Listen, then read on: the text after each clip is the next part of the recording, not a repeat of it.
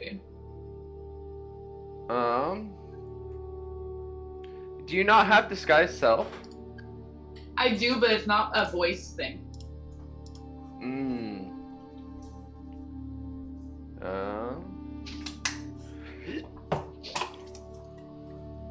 I don't know. You could... Yeah, I don't really have anything. I could, like, teleport you somewhere, but that's all he really can do. Unless you find, like... He could probably procure some equipment for you, if that's what you're looking for. If you wanted to write another contract. Yeah, at some cost. I can't think of what equipment I would need, so okay, never mind. Let's move on. Alright, so I will recap here. Last time, you all brought the soul of Chad back from Acheron and resurrected Chad from Oblivion. He was somewhat wasted away as a result of not moving for 3 weeks. But little bro was there to take care of him, and then you all were happy to see him back. But very shortly afterward, even a few hours afterward, a strange entity appeared in Skuldura and blew up the tent you all were resting in. This individual did not introduce itself or offer any explanation, but continued to charge in, taking a very aggressive stance. You repelled it, and it just teleported away after fighting it for a while, which is very odd. No explanations. You headed to Lutetia and began to suspect that it was related to Gunderson, who had not actually retired, but had seemingly blamed it on the Urk, city of Urk, what had happened with Thazal and Porkchop. From then on, you guys decided to split for a brief time and attempt to do some reconnaissance, spread some rumors, which Porkchop and Thazal did fairly successfully, with some late-night drinking. But after that, this entity appeared again, chasing after Thazal and Porkchop, and they quickly dove away and hid inside of their little magical room. It teleported away again, and you all desperately reached out to Galaxia to come back, and decided to wait until morning to do that. So, today is the morning of the 18th of Silvara. You all are awakened. Galaxia and Chad teleport away from Nomiopolis back to Lutetia, and you all meet outside of the Mage College there. What do you guys do? Get some more water. So I think we'll probably go get some breakfast, have a seat, and talk quietly about what needs to happen next. Oh, yo, bro, yeah, let's go get some chow. I'm pretty hungry. Feels good to eat food again. Go find some pork chops. Some pork chops. Yeah, pork chops always delicious. It's my favorite food. Oh. Name yourself after your favorite food. Yeah. That's cool. Great. Is that canon?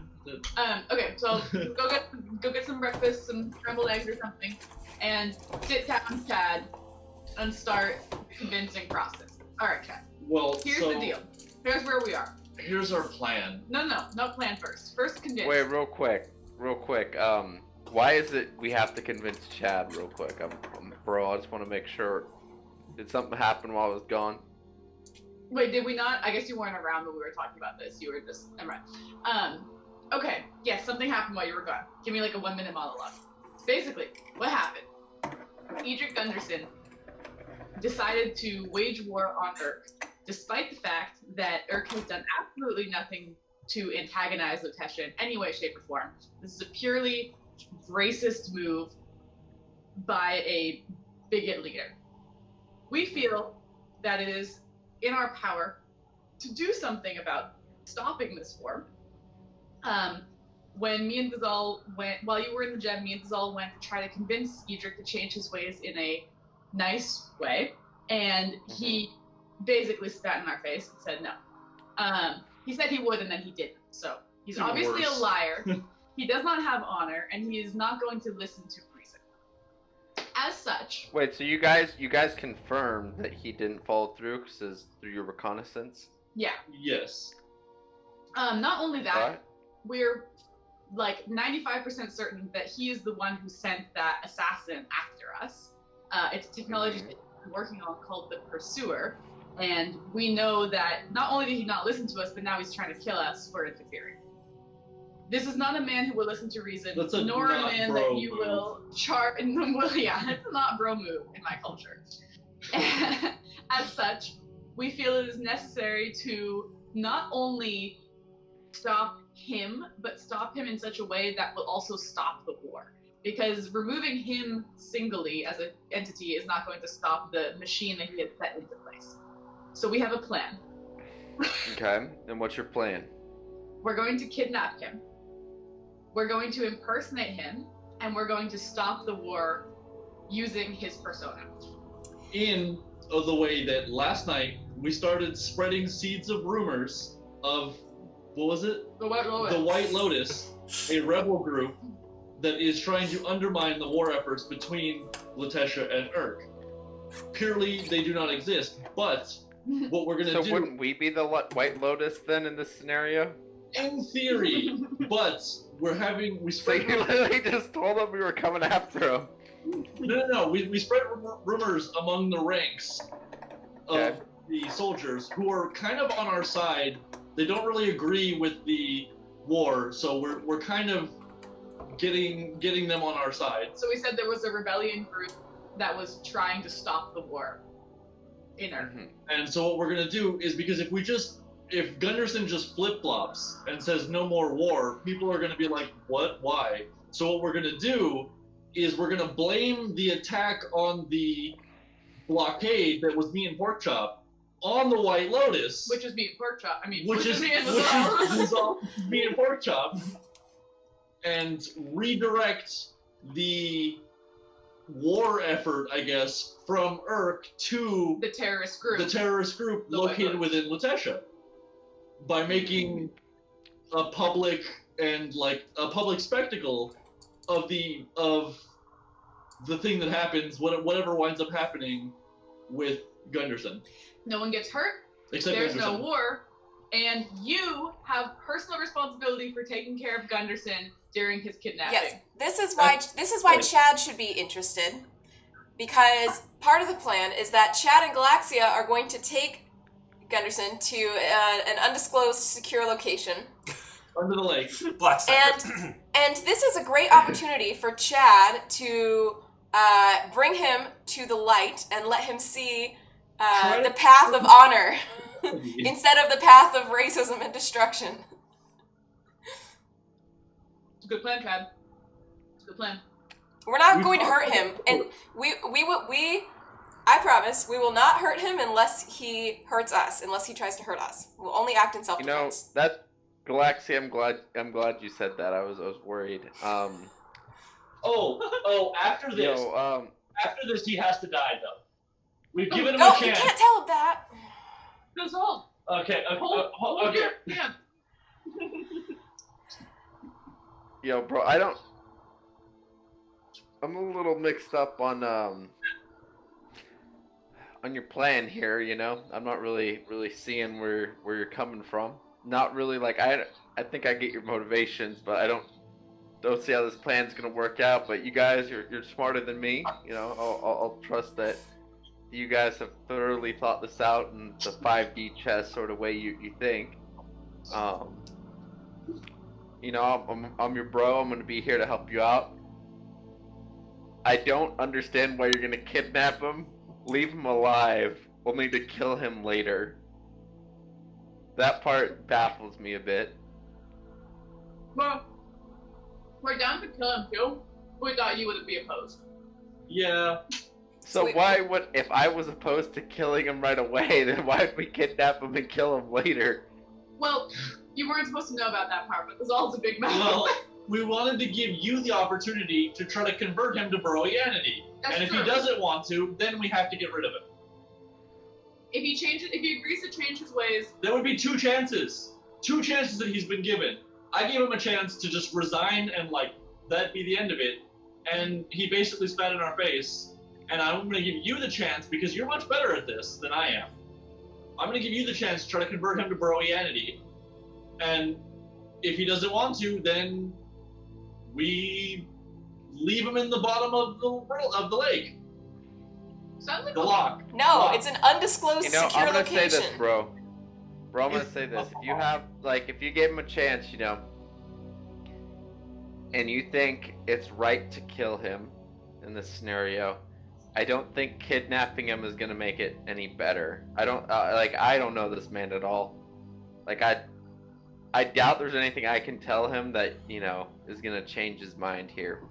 Maybe we can try. Well, I just don't want to see you guys get hurt while we're kidnapping him, you know. Our I'm not like. our impression was that you would want the chance to try.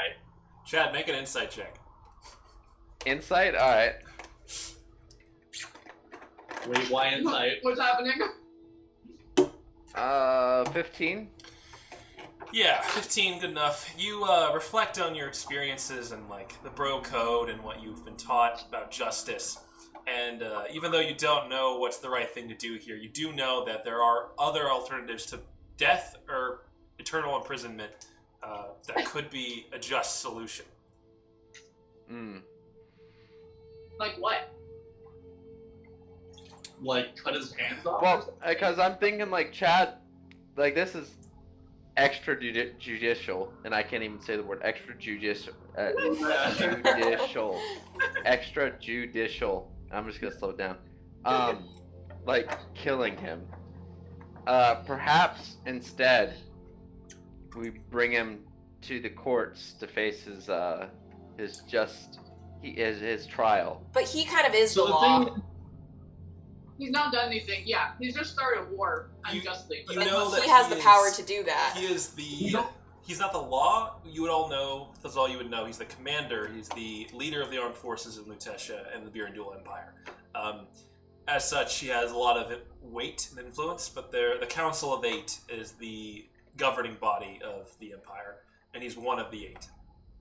So I don't know if I him trust the being- law to do anything though. him being on the council gives him pull in which direction Lutetia goes, and I don't think we could in time scrounge up enough evidence to get him convicted or taken out of.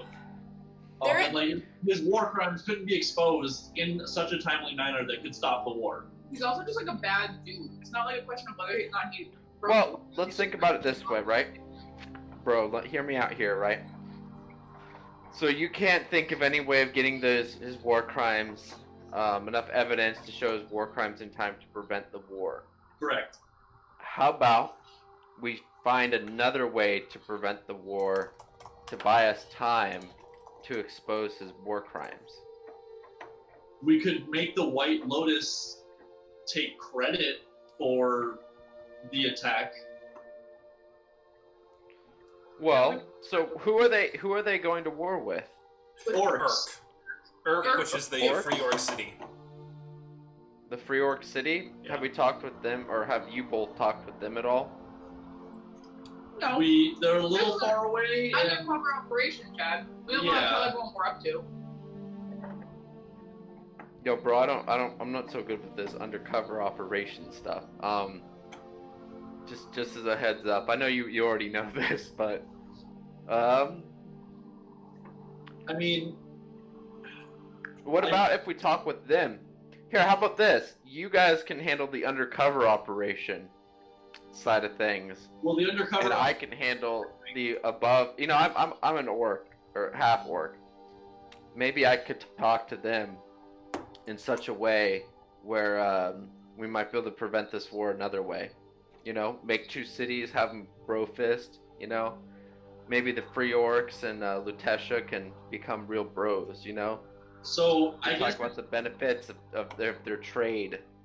if we got, so the problem is this is completely unprovoked from Urk. So Urk sees it as aggression from Lutetia, And it is in fact aggression. from which is Lutetia. what it is, but Lutetia sees it as defending from Urk, and so they both see each other in the wrong, and there's not really. Yeah, but why do they see it that way? Huh? Because Edric is a bigot. Because Edric made it so. Because he decided that he hated orcs and that he was gonna start a war to get So rid what's the truth of this situation? Like, so what was there a conflict that started this, or? No, No, this it was is literally purely just this dude. So nothing, no blood has been spilt yet. Nope. Between Urk and Then we Lutesha, still, no. There's been skirmishes, right? then we still have time then, bros. You know, we go there. Let me talk to the Free Orc Society. Let me see if I can get something going there. But I here's mean, you know. nothing Urk does. If Lutesha is the aggressor, nothing Urk does can like make nice because it's not like they've done anything Yeah, wrong to begin with. but, bro, hear me out here. But if we can get them to work with Lutesha, and we get an envoy and start conversations, that can buy us time to expose Edric Gunderson's war crimes. Who in Lutesha would And be so willing to talk to them, perhaps- though? Perhaps you can put on your sleuthing hat while I try and Flex. buy us some time. This is work. I'll impersonate Edric and then talk to Urk about cooperation. And that's Yo, how bro, I don't think that's gonna work out. I got it. This is what we need to do. Bro, I don't think we need to lies and deception, right? Lies and deception are bad. No. We I need think- truth and justice. Justice is killing Edric like weeks ago. Yeah, so basically Lutesha's not going to play Yo, nice. bro, Is the conclusion. let me explain to you my point of view on that a little bit, because I've had a little bit of time to think about it. You know, you brought it up a while ago, and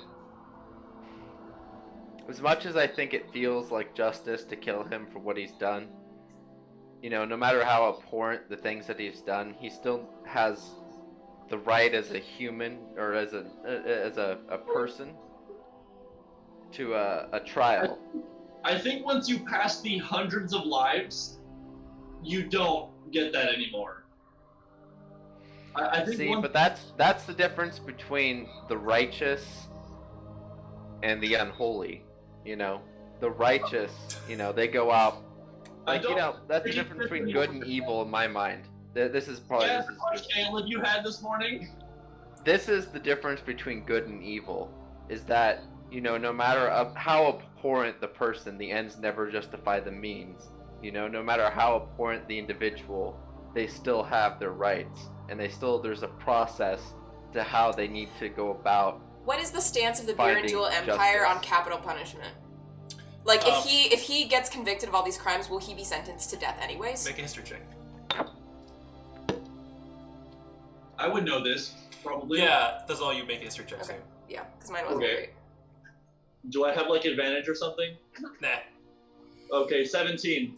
good enough. You, having served in the military, you know that, like, war crimes are generally punishable by death or, like, very harsh sentencing. Also, if, like, there's other situations where banishment is also allowed, where such, like, people who have done crimes but are still, like, not worth imprisoning, or more so, like, they would suffer more from being pushed away and ostracized across the empire. There have been people banished to the far northern reaches of the continent, or shipped away to a penitentiary colony on Dokana to the southern edge. Isn't Anyway. that where Porkchop's new house is? Yes. So bro, what do you think about that? Using the process that we have. It just, so that it we could can take see years. justice? It could could take... a long time, and in the meantime, Urk as a civilization is decimated. I do have a Bro. question, though. I do have a question. How about If this? you kill Edric, what's to say that there's not other people under him that would take his place and continue this work? Well, That's that's why why, we the steer- impersonation. We steer Lutesha away from Urk towards the White Lotus. And then how do you explain his death? The White Lotus. The White Lotus. And then you don't think that the military forces will then try to go to war with the White Lotus? The Go White for Lotus it. doesn't exist. Go for it. I know, There's but no- you're saying that you want to create this faction. You want to like make it become a real thing. It's basically us, right? Like It's it's, just not you actual, no one to go to war with because it's literally us and we just disappear. Exactly. We impersonate both Edric and the White We're Lotus. both sides of the cup. It's It's genius. we're Emperor Palpatine all over again. You control both sides. You win always. Grace, you remember your only point of contact here is your cousin, Thamaris Elsinore, and she is one of the Council of Eight. She is the historian and the court-like historian, pretty much. Chad, I think we need to put our plan into action to redirect Lutetia. Bro, And then we don't necessarily need to kill Edric right away, which is why I was saying we take him somewhere where he can't do any harm. We impersonate him in the White Lotus. We steer Lutetia away from Earth, and then maybe we can try to go the legal route and see if we can get Lutetia to realize what Edric is, and imprison him or banish him or kill him or do whatever, and let justice take its course. how about You would also remember, Thazal, from your experiences, that there is a lot of, like, in yourself as well, lingering resentment towards Gunderson and towards Lutetia for their treatment of these different groups. For all you know nothing about Urk and what their opinion is of all this. For all you know, even if they back down, Urk may still go forward with the war because they're past the point of no return. So we do need to talk to Urk, probably. But we also need to stop Lutetia in its tracks. We need to steer. Bro, how about this? How about I go to Urk, and I'll work with them because they are they might listen to me a bit more just because of being half orc. You got the things, yeah. Could you try and prevent any further conflict here without? Could you do anything through the legal route? Maybe appear before the council. He is the council. You know what? Actually, He is the council. you know what? Great idea, Chad. We Why will are you touching totally, my spaceport, John? we will totally do that. And there is, you can count on us to do that. Yeah, that smirk you have on your face, Pork Chop. You know, maybe Pork Chop's a better liar than Christine, but Deception. I cannot lie, but Pork Chop can lie though. Pork Chop, you lie as perfectly as a person can. However, Chad knows you and is more or less able to not entirely trust that you're going to do exactly that. I don't know. I think she should roll for it. But if Zal were to say Pork that Chop. that's what we're gonna do, Pork Chop. Do you have my? Are you gonna give me your word as my bro that you will follow through with this? I will try. And if it doesn't work, then I will have to do something else. But work to try and prevent war right now. All right, bro. I trust you. I promise to work to try to prevent war. All right, bro. I think we got a plan. I would. How far away is this place? It's like 150 miles, 200 miles to the northeast. I'm just gonna grab my coffee. BRB. That it I think is. you and Galactus go to Earth while we do this. Do you think I could get teleported there, or am I gonna ride right now? Because I can summon Bruce and go. Probably the fastest way to get there on horseback, would be going through the hills along, like on the eastern side. It would probably be more like 250 miles, and that'll take several days on horseback. You could Even attempt- with like Bruce, I don't know if Bruce he doesn't need food or rest. Right. I guess if you wanted to like really push it and do like 10-hour, 12-hour days, you could get there a little faster, but still at least like a couple days at minimum. We can do the math on that, but you could try to plane shift there by hopping to Nangshi Monastery and back. You can attempt to get close, and then ride from there if you're not exactly where you want to be. Galaxia, would you be fine coming with me? Yeah, I can try. I guess she can come back though, because we're gonna need her at Yeah, some point. we're gonna need Galaxia for the diplomacy of the diplomacy. her standing in Uthorum. Oh yes, and I have connections in Lutetia as well. 1 sec. Let me double check, because I still haven't recovered from my exhaustion yet. Stop looking like that. Yeah, Chad, you're What? still at 2 points of exhaustion. Yep, that's correct. So when I'm on the road, would I be able to recover it all from exhaustion I'll say yeah. if I got full over night? a long rest, but yeah, exhaustion, yes. Hmm, Other stuff, not so much.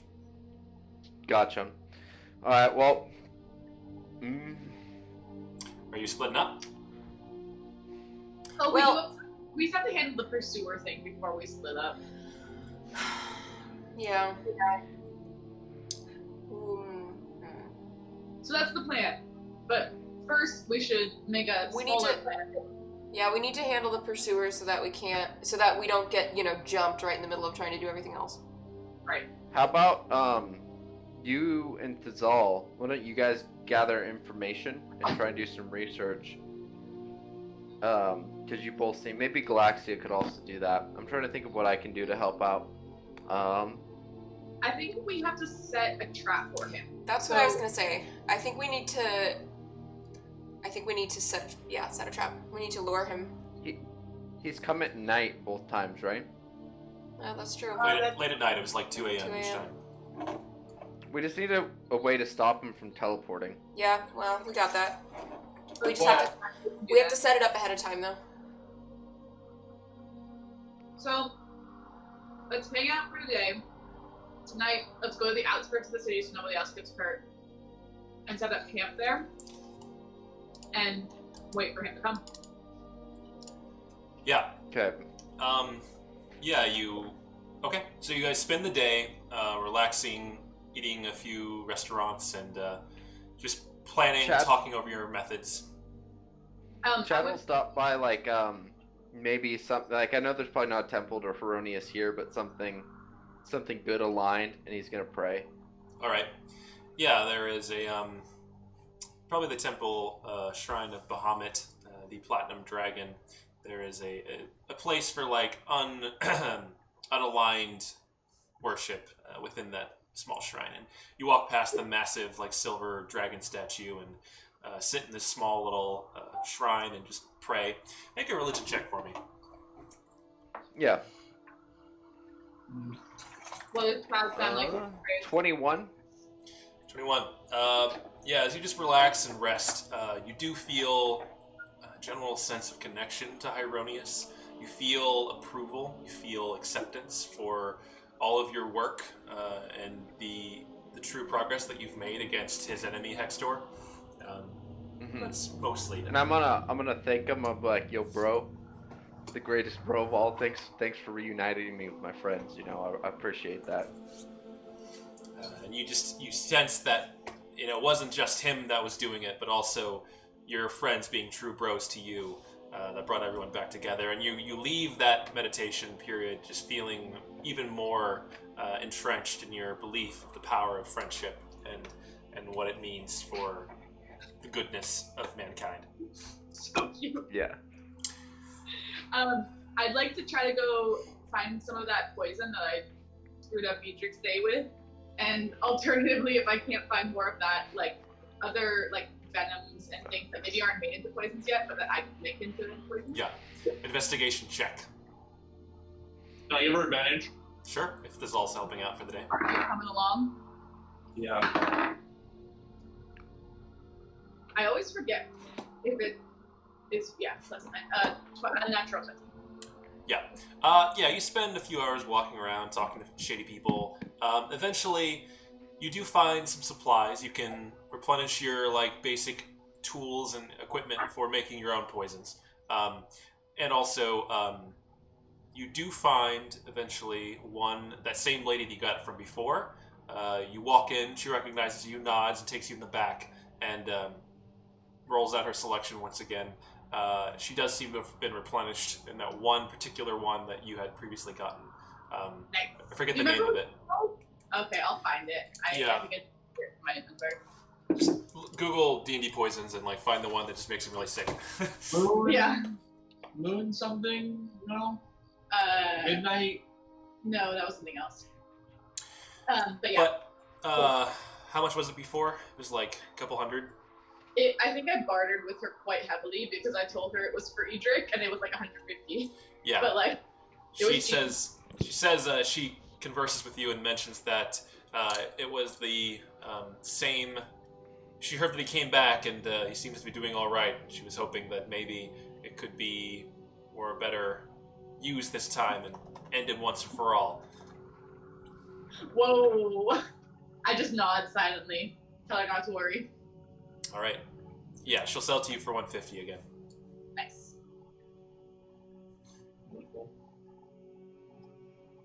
Huh? I'll find it. All right. So, Galaxia, what are you doing?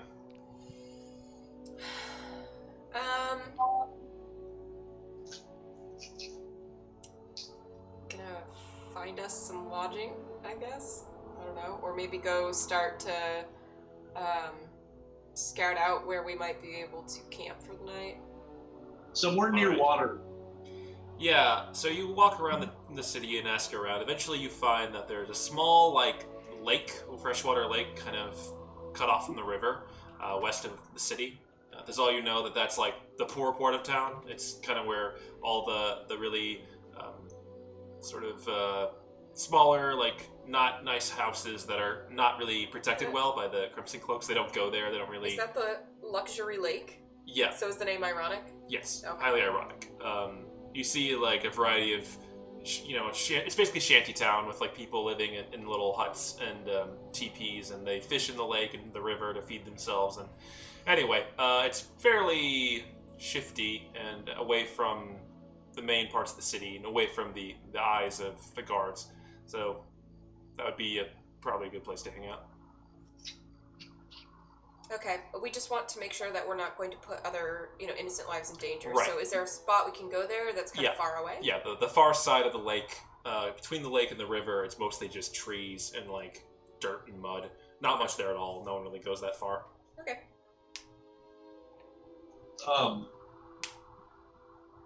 Galaxia, could you put some thaumaturgy into my ring of spell storing? Yeah, I can do that. You treat it like a first level spell, right? You can get 5 Yeah, up to I 5. would How do much? 5. How much do you want? Let's do like 3 of them. Okay. Yeah, let's Okay. do that. You have 3 uses of thaumaturgy within your ring. 6.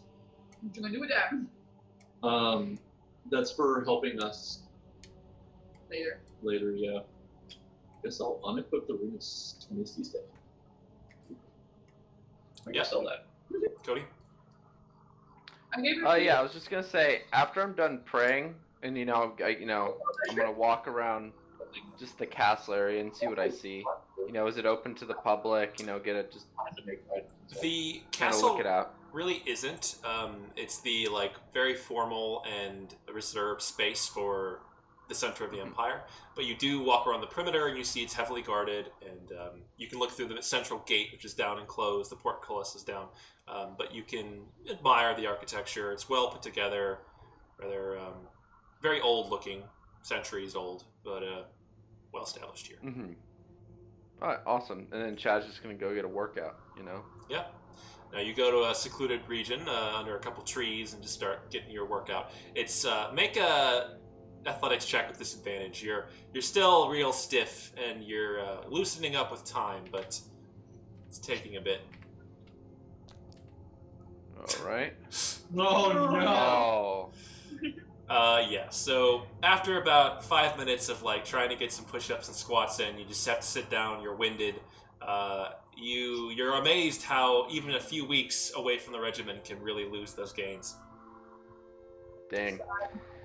Gonna have to work extra harder when I feel good. Gonna have to make up that lost time.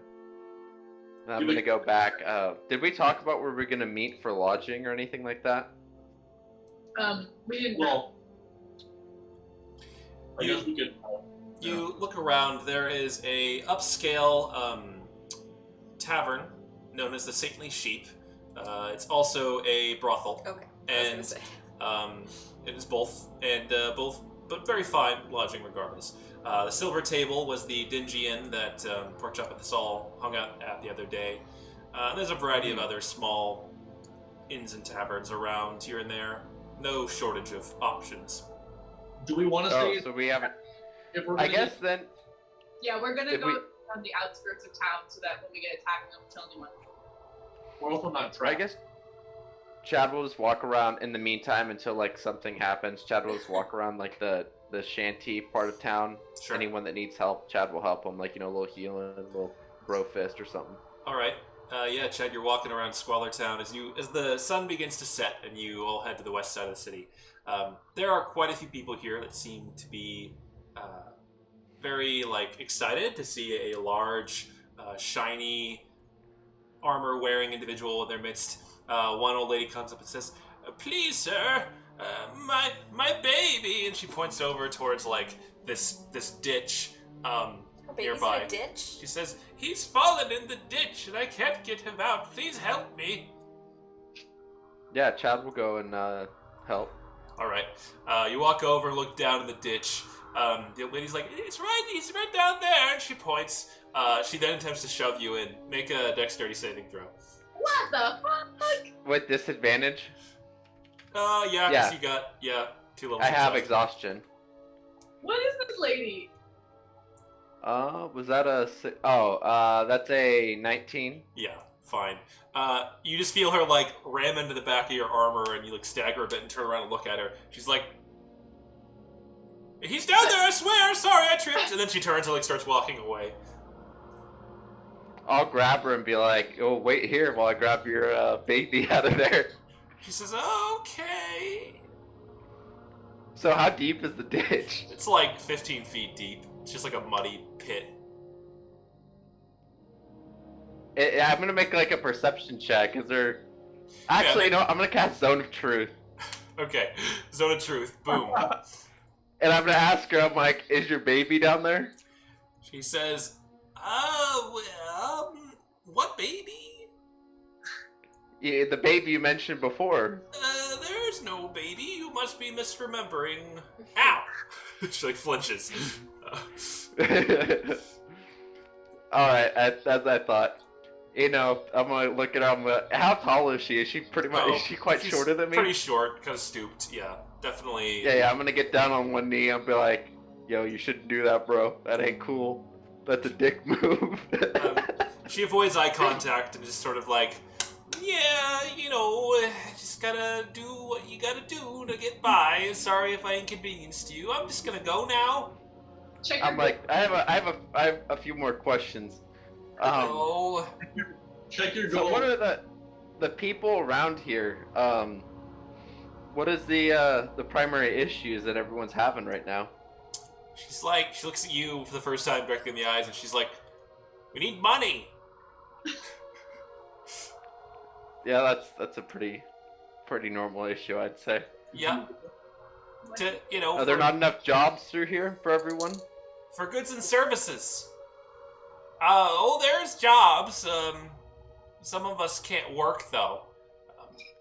Why not? I got my back's not great. She like gestures at her very like hunched over expression. I used to work over in the docks, but it's hard labor, and these hands ain't what they used to be. Would that be? Oh no, that wouldn't. You can't really heal old age. Yeah, You that's could- what I was thinking. You could certainly like help with the arthritis a little bit, but she is just old. Yeah. All right. Thank you for your time, and I'll give her a little, bro fist and help her with that arthritis a bit.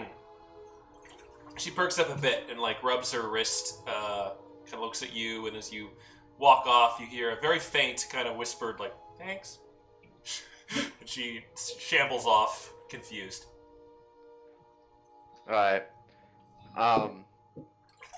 Is there a poorhouse around here? No. You know vaguely that there's a lot of like religious spaces here, and all of them frequently, give out food and supplies to the various individuals in the town. All right. Is there one that I recognize or would know? Like a the Shrine of religious Bahamut, organization? the one where you went to earlier. Yeah. So I'll go to like. Are they in the area, or would that be back at the church? That's all the way back across town. Okay. Yeah, I'm just gonna keep walking around. If anyone needs assistance, I'll help them out. All right, you go around for the rest of the evening before dusk, and just kind of try to help out where possible. There are people who need various little bits of healing. I'll say you use 10 points of your healing pool here and there. I can also make like a feast for everyone too. That's true. If you want to. There's quite a few hundred Yeah, people here. I'll gather everyone up. If I'll gather up a few people and let them know. I'm like, hey, yo, just let everyone know in like 30 minutes if you can get here, like, or an hour. If you can get here, I'll have food for everyone. They say, sure, yeah, okay, that sounds good, and they kind of wander off. Half an hour later, there is like probably 100 or so people kind of squatting, like staring at this strange dude in fancy armor who's claiming to bring them all food. Yeah. And I mentioned they should bring their own like plates and everything. Do they all have plates? They don't have plates. There are no plates. No one does? Okay, well, like 4 or 5 have like wooden like slabs that they seem to be like ready to go, but there's not really utensils and whatnot. I'll tell everyone to hold out their hands, and if they have any or anything they want water in, to stick that out as well. All right. How far does 45 pounds of food go? Not that far. Let's see. A pound of food. That's probably that's like 50 people. I mean, like 50. Feels Because like I can. quarter pound. Of meat. Well, that's just the burger itself. Yeah, There's that's just probably the patty. more. That's like the whole meal would probably be. Because I can cast that 3 times. Can I make enough to feed everyone? Okay, easily. Yeah, I'd say if you cast it twice, that is more than enough to feed the hundreds plus people who have showed up. With that, you cast and all it twice. their vessels are filled with water and everything, and they get all food. So after like you cast it the first time, and all of a sudden like everyone's like, "What?" As you bring forth 45 pounds of plain but hearty food and fill up their vessels with water, there's a sudden hubbub as they all start like kind of shoving each other and like diving on it, and general rabble trying to grab a big lot. Well, I think I can make it. Because if they're within like 30 feet, I think I can make it just appear in their hands. Yeah, but you see people still like trying to grab what other people have and like run off with it. It's a bit of a hubbub. After that, you're like, no, guys, just calm down. I can do it again, and you do it again, and they all now have a substantial amount, each of them independently, and they kind of look around cautiously and scurry off. Maybe 2 or 3 or so are left after the individuals run off. The one is a mother holding a smaller daughter's hand, and she walks up. She says, "Thank you, kind sir. This is very very generous. We appreciate it." What do you think? Of course, anytime, bro. And I give her a fist bump. She awkwardly returns it. The little girl is hiding behind her dress. She says, "Who is that, mommy?" She says, "I don't know. It's a very nice man. What's your name, sir?" Oh yeah, I'm Chad Brohart, and I give her a fist bump to the little girl. She cautiously returns it. Together, you all gather up your things. She gathers up her things and leaves. Little girl waves cautiously back at you as you go away, and you've definitely made an impact here. There is rumors will likely spread of this individual who appeared out of nowhere and fed 100 people. But yes, it's getting late, so you all meet on the far western side of the city, beyond the lake. Yep. Well, should we set up camp for the night? He's empowering all of these, Sorry, we're planning. What's that? I'll be right back. Okay. Oh, perfect. Okay, now. Oh, good. So we're thinking about calling that act part of the White Lotus, so that we make ourselves look good, make people want to join the White Lotus, bringing up the common man, and make Edric look even more evil when he tries to conspire against them. Correct. Although we do, But you do know that they definitely know who Chad is now. Like they know Chad. Like if we say Chad was part of the White Lotus. Who's to say that that's not true? Or we could just say, the Chad. White Lotus gives food to the needy. Yeah, we can keep it vague. The white ludus. Ludus. Great The white ludists. We play the lute and we're white. I was going with like ludists. Oh.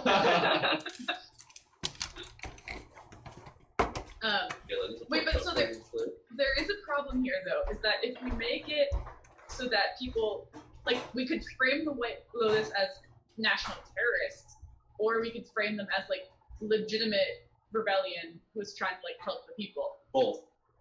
But we Like don't legitimate want to do rebellion. both, because if we start a legitimate rebellion, then we're not there to like help them, and they'll just get crushed.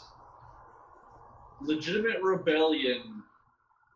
Well, Like, originally we were going to blame all of our war acts on the White Lotus, but if the White Lotus becomes associated with a legitimate rebellion, then we can't blame our war crimes on them. yeah, you're right. It's probably best to keep the White Lotus in a bubble, so that once the White Lotus disappears, there's nothing that Latetra can do. Right, we can just dissipate into smoke and no one gets hurt. Except Gunderson. Gunderson, you gotta stop with that. I just want it to be clear. Every time Chad does Oh, about did you bring me a blanket? Yes. like, and then we kill it. Oh, thank you.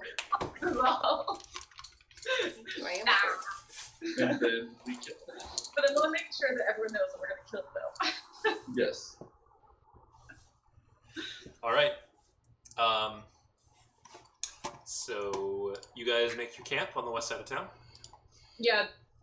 So I Yeah. wanna Pork chop. cast the Or pavilion, pavilion. but I don't think we should spend the night in it because he's not gonna come to us. Like he's not gonna attack us unless he can get at us.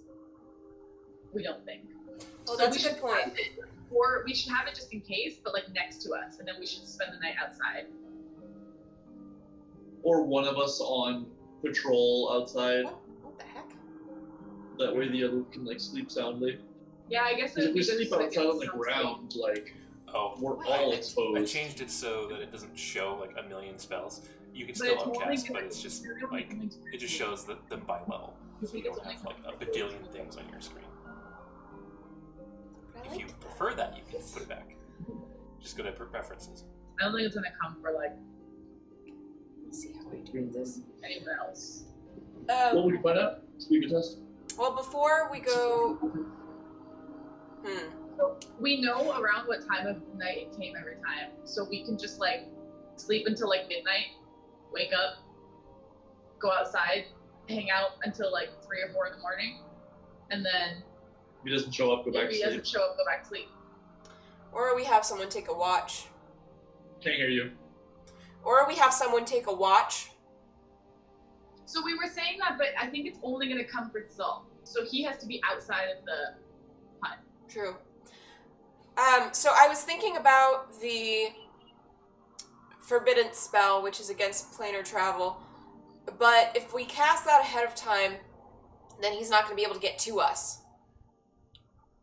Because he seems to be teleporting into that Cast it space. next to us and How- then run into it. How does that work? In that, if he tries to teleport in, does he just not get to, or does he go to the like farthest place where he could, the closest place where he could?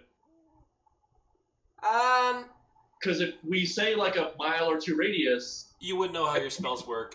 It prevents planar travel, not teleportation. oh, Oh. Would- That's different. Yeah. No, it says can't teleport into Sorry the about area that. or use portals. Where? Right here. Can't Isn't that teleport. what we used against the changelings? Like that? Yeah. They were teleporting. That's true. No, yeah, this says teleport, so okay. So I think what we do is we cast the anti-teleport spell, like not on where we're spending the night, but like near, and then we just run into it once he attacks us. I have an idea. How does that work when someone tries to teleport in? Do they just get shunted to the closest place they can, or does it just like not work? Yeah, I have no It idea. just doesn't work, I think. So, Probably. like, when I teleport somewhere, if I don't know where I'm going, I have to make a roll. This would kind of make that just, like, auto-fail. And you just don't... Well, okay, this is what I'm assuming. And that you just don't go anywhere. Yo, bro, I got another plan. You know, we don't need any fancy spells or anything like that. He does the same thing every time he teleports. He draws that weird circle thing.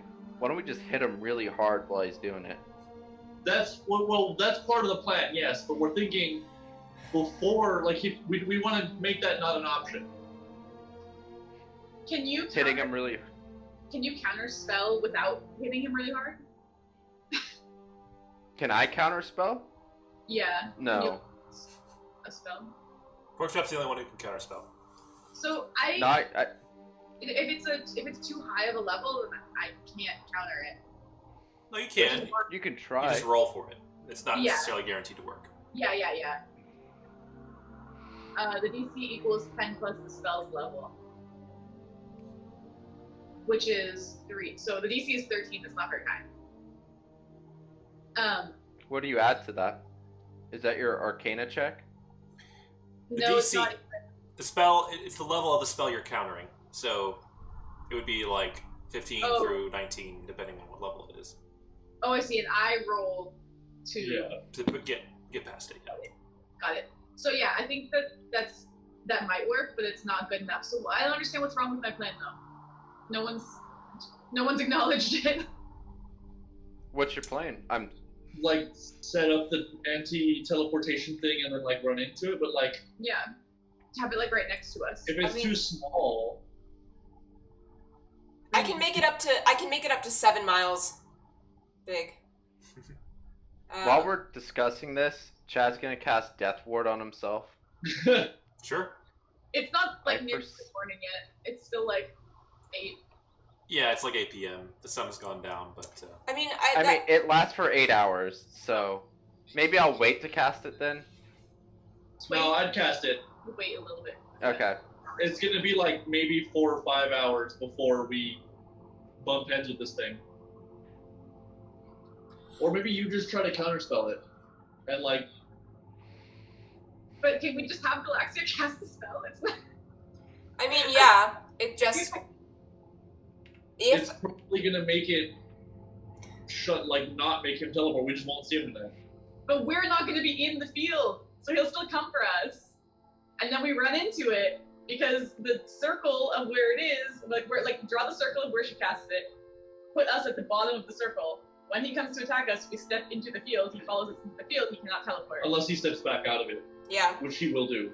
But then still, we'll like be able to. But the field's not follow him, visible. and, like, he has to move to do it, right? As opposed to him being able to do it. I think the field is only visible to me as being like Yeah. shimmery. it's not even visible. It's just Yeah. like, It's not visible. if you don't know it's there, you don't know it's there. So he wouldn't know any better. So And I mean, I'll try to counter them also, but like, why not have 2 things? yeah, no, I think that's a fine idea. What are you doing?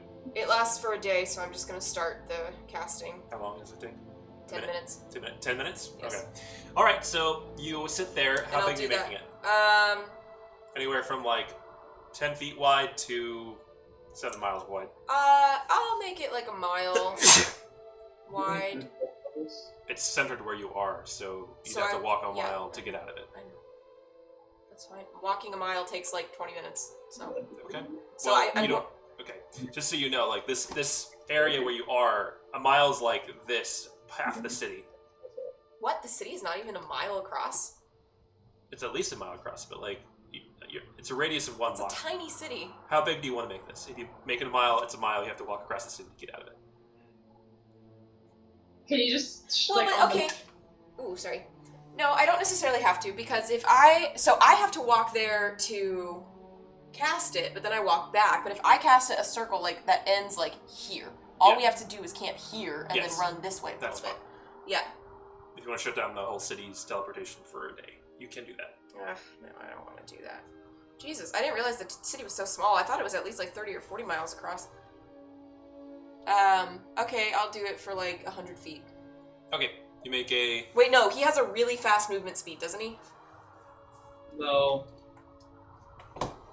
I thought he did. I thought he could move really fast. So maybe I'll do it like 200 feet. Sure. You make a cylinder of 200 feet radius towards the edge of the island that Lutesh is on, and you all stand outside of it. I assume 10 minutes later it happens. This pulse of energy radiates outward and disappears, and then you know exactly where the boundaries of it are. You all can go and like park yourselves 5 feet outside of it if you want.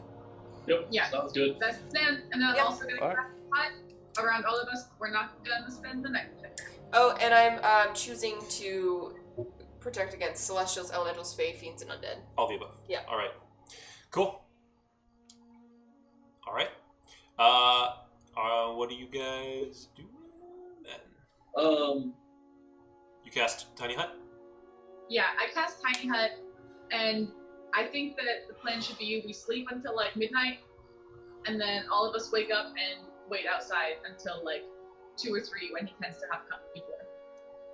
Yeah, sounds good to me. To get a quick nap in. Yeah, that's fine. So we'll make dinner and then sleep. All right.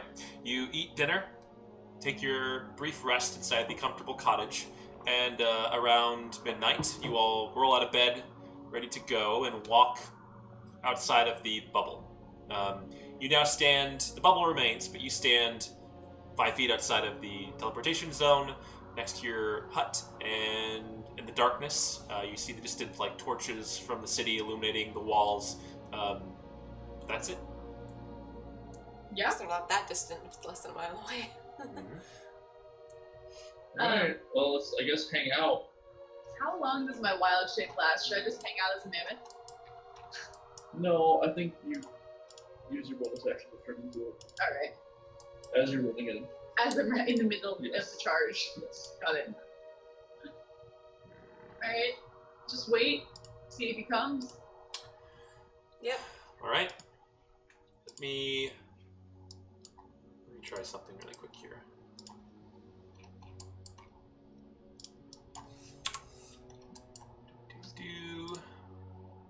This is like mostly grass. I'm changing a few things.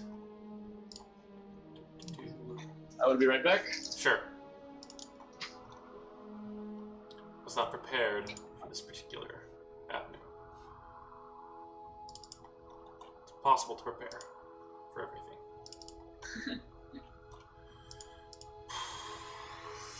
Ugh, where is it? Where is it? Come on. Resources? No. Textures? That'll do.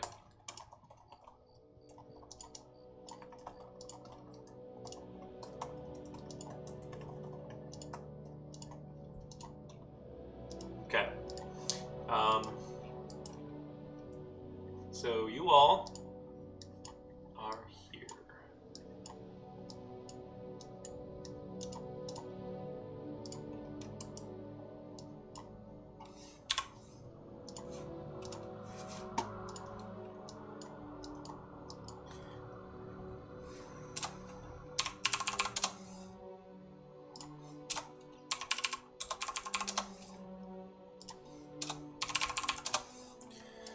All right, you all stand. Oh, everyone's gone. Break.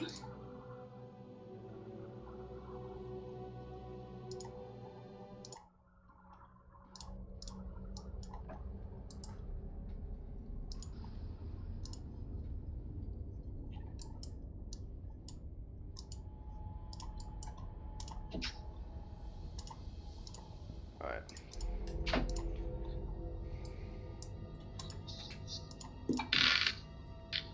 Alrighty, so you all stand in the darkness on the edge of this forbidden region, and I'll draw that so you have a general sense of like the area where it applies. And you wait quietly, sitting there in the darkness. Shadows. Porkchop and Chad make a perception check. You have dark vision and the best night vision in the group. Yep. 23. Perception. Why can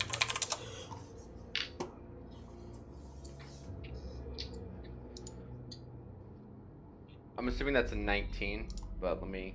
That's a 20. All right.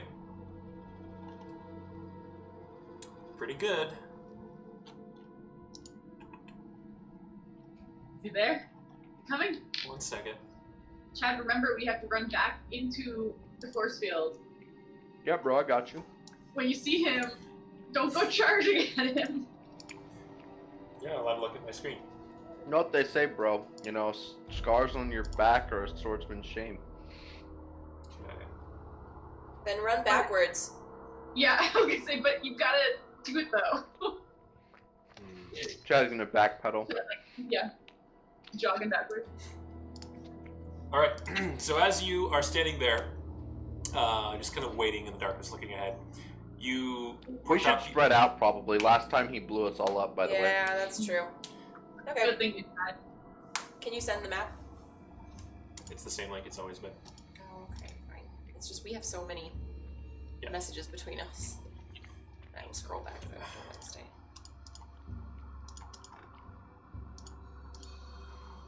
Wherever. I don't know how we're arranging this. Send it to you. All right. Yeah, you can arrange yourselves however you want.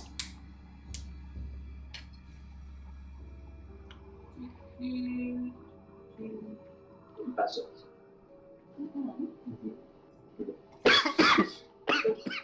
Choking on that water.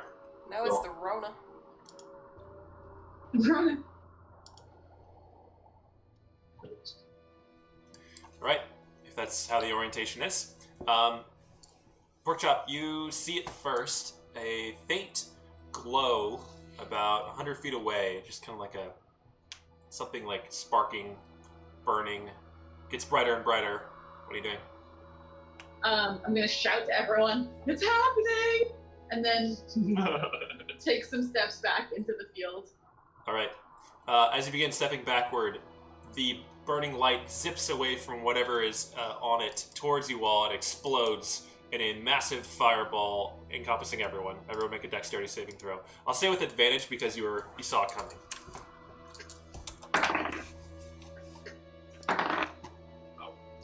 13. Do we have Chad? Oh yeah, I'm close to Chad. My aura is only 15 feet.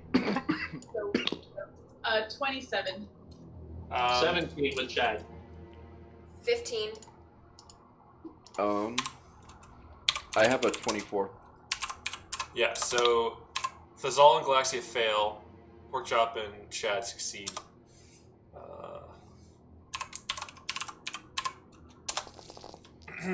In total, if you failed, you take 68 damage. If you succeeded, you take 39. Jesus. Well, that's What fire level damage, right? Oh, oh my goodness. It's not a fireball, it's something else entirely. It's like this dark, like red and black flame that kind of What kind of explodes damage outward. is it? Necrotic and fire. Necrotic fireball. Okay, so I gotta quarter the. Evil fireball. You get for 35 and 39, so Oh, should we roll initiative? yeah, 1 second. Took all of it, right? Probably should have spread out more. Yeah. So instead of taking that, you take 65. Okay. You Oh, resist. what was the DC? Higher than what you rolled. Okay. All right, yeah. So now everyone roll initiative.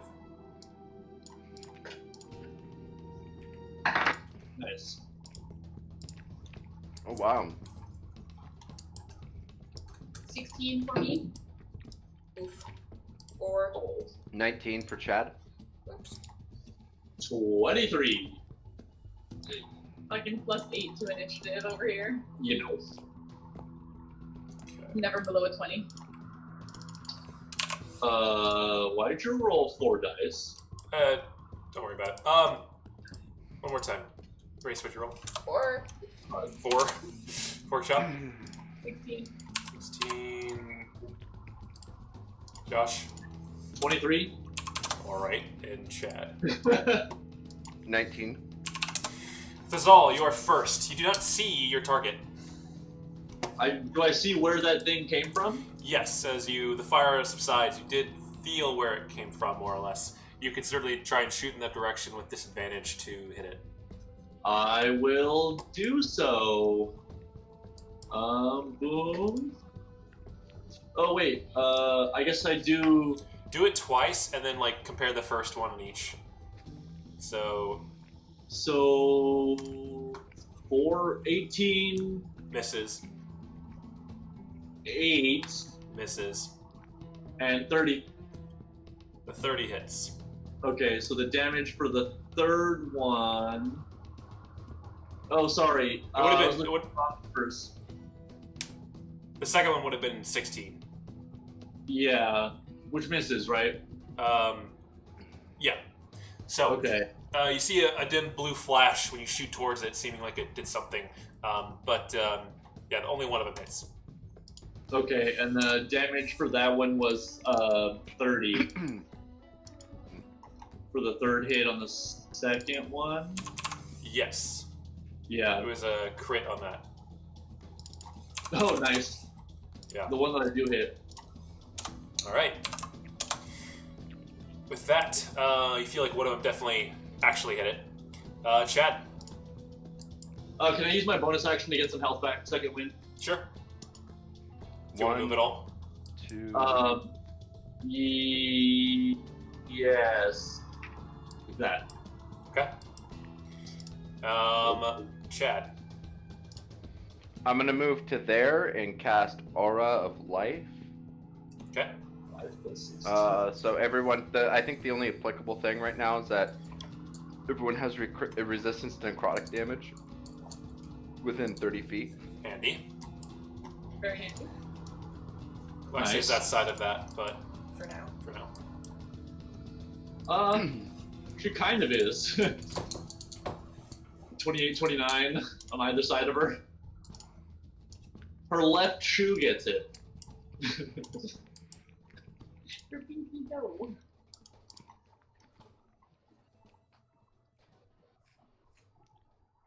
All right. Is that it, Chad, for your turn? Yep, that's everything. Pork chop. How far away is he? I guess I don't know how far away he is. Can I see him? No. What's your dark vision range? 60 feet. Yeah, you can't see him. You know where he came from. You just don't really see him. I'm gonna shoot some magic Would missiles at him. she? Oh, I guess. The target you can see. Is it a target I can see? Would she have seen the glint of my rounds hitting his armor or whatever? Vaguely, like, you know where it is, but you just don't see it right now. That you can see within range. Okay, so magic missiles would not be appropriate here. Yeah, it wouldn't work. That was my plan. Now I need a second to think. I guess I'll just do all of my prep stuff. So I'll Alright. catch Mage Hand, cast Mage Hand, and Shift. and all I'll that. shift and do I want to haste myself is the question. Probably not. I want to haste myself and then turn into a mammoth. That's what I want to do. You haste yourself, you could run over to it. Or you could. You want to haste Chad. No, we No, want to get we- him here. Remember, we want to lure him in here. You can't go Yeah. to him yet. Yeah, that's right. Okay, here's what I'm gonna do. I'm gonna cast haste on myself, and then I'm gonna bonus action change into a bonus. And it's Alright. concentration, so Is it a bonus action to use your mage hand? yeah. And you can't do that. I can't have my mage. Yeah, no So mage hand. you're undoing your turn, and then you're doing haste with Mammoth. Haste plus mammoth. All right. Mammoth chop. You can, like Mhm. step back a little bit. And then, yeah. Step back like another. Yeah, so I'm like even with Chad. Oh, we're kind of ready for a fireball there. All right. I'm gonna step further away from everyone else so that I'm not as susceptible to fireball. Okay. Go over there. Just That's your turn. Why is everything black on the screen? Let's see. Thazal, make a wisdom saving throw. +4 because of Chad, right? Maybe? No, you were 18 feet away. What's the, oh, it's 15? Yeah. 7. Can I, that fails, I imagine, so I'm gonna use Indomitable. Okay.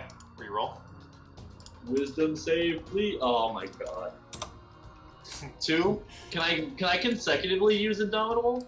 I don't think so. It's your reaction? No, it's not. It's just you can do it How many times can you do it? twice between long rests. Although it says you reroll a saving throw that you fail, you must use the new roll. Yeah, I think you can only do it once Okay, once per round. Yeah. So, with that, you feel like you glaring over there, you see a sudden like gleaming light from the general direction where it was. You feel your body seize up. You are paralyzed. Oh, good. I got a wisdom save. That should be a constitution. Or a charisma. All right. You hear like scuffling in the darkness. Things are moving beyond some of your vision. Galaxia. Did I hear things scuffling? Yep. You don't have dark vision, right? No. So you do not see it. But I You know that it's moving around, it's nearby, but you don't see it. I know I don't see it. Could I take a shot in the dark, literally, at guessing where it is? Yeah. Or at least a You general. can roll like, a spell attack at disadvantage if you don't know where it is. Well, I'm not Know trying enough to. to I'm not guess. trying to attack it with a spell. I'm trying to cast Shatter, which is a zone, so I have to cast it Oh, at a certain point. Yeah, you've seen enough like back and forth to know in the general vicinity of where it was. So I could get within like 10 or 15 feet of it. In theory, if it's you know where it was. You don't know where it is right now. You know that it moved, so maybe it's still in that space, or maybe not. You can basically just like roll for it, see if you get lucky. I don't want to do that because I don't want to waste a big spell slot. Because I have to pick a point, and I knew it was pretty far away. I don't even know if I could cast it that far to where I thought it was.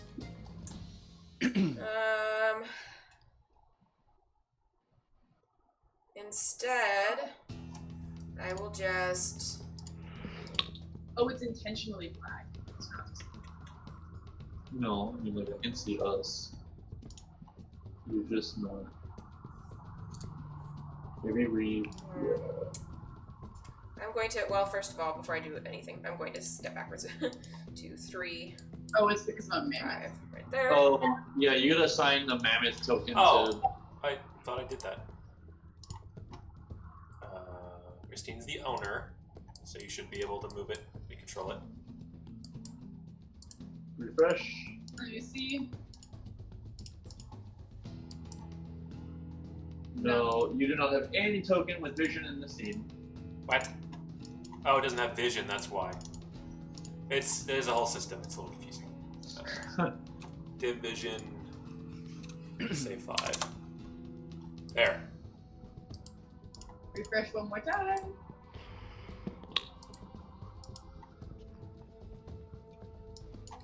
No. Well, so there's no light, like that's the whole point. So you don't have dark vision, you're a mammoth. You can't see Well, anything. she was getting like a pure black screen. It's just like a black rectangle over everything. Mm-hmm. It's fine. Anyway, Yeah. what's happening? So I stepped back into the circle, and I'm going to just throw up Spirit Guardians, I guess. Okay, you do Spirit Guardians on yourself. Let's see. That cast our Spirit Guardians. We'll keep that animation up. Fancy Spirit Guardians. So free. Nice. And Oh, that's neat. Right? It was a little, because the salt was already in I it. know. Try to move it. This is all you were in the field, right? I believe so, yeah. Like, thought you when were, like- I had to put No, in. he was, because I was farther than that. I know, but you were like he was on the edge of it. He was like one. Yeah, like that. Yeah, like that. That's how it was. Oh, so he wasn't in it yet? Yeah, he intentionally went. He skirted around the outside. Okay. Okay. Next your turn. Spirit Guardians are up. What level? 4th. All right. That's all. You are paralyzed. You lose your Yeah. turn. You can make another wisdom save. Alright. 10? Wait, am I close enough to Chad? Actually, no. You don't even get to make that saving throw right now. Oh, really? Yeah. You're also frightened of it. Okay. That's your turn. Chad doesn't have that aura going on, right? Or how Which one? the one where you can't be frightened? You're not within range of that. You're like barely outside of it. So, but I do have that. That's always up. That's just Chad innately because his jaw is so chiseled. You're like, you can't. There's nothing that can frighten you with Chad there. Look at those pecs. Pork chop or Chad first. All right, Chad's gonna go over here, flex a little bit, cure that frighten, and he's gonna caress him and heal the paralyzation. How are you healing paralysis? With his cleansing touch. Does it remove paralysis? With his chiseled jaw. What? Does it remove paralysis? It removes any negative effect. Let me read it. But yes, I'm like, why I just had it up. One ruling. End a spell on it. Interesting. Yeah, that's a recent thing you got. Yeah. That's your action. All right. Yeah, I'm gonna go. Give him a bro fist. Be like, bam. Ain't Right. nothing causing problems now. With that, yeah, it goes away. Thazal is no longer paralyzed. Pork chop. Alright, can I run over to where I last heard him? Yeah. And You have dark vision, so you can see him. I don't because I'm a mammoth. Oh no. Yeah. So you charge over where you last saw it. What's your movement speed as a mammoth? Oh, I mean, not necessarily where I last saw him, but where I last heard him. Like, I assume that there was, like, some amount of, like, I heard him move or something. Yeah. Like, where I think he is. Yeah. Just take a chance. Make an insight check. 7. Yeah, no. With the mammoth, you charge over there. What's your movement speed? It's 80 because I'm hasted. Oh, that's right. Yeah, so you basically just charge off in that direction. You are there. You do not see it anywhere. Real quick, I totally forgot I had this. Can I just use my bonus action to put Mark of Brotherhood on 60 feet on Galaxia? Okay. What does that do? I forget.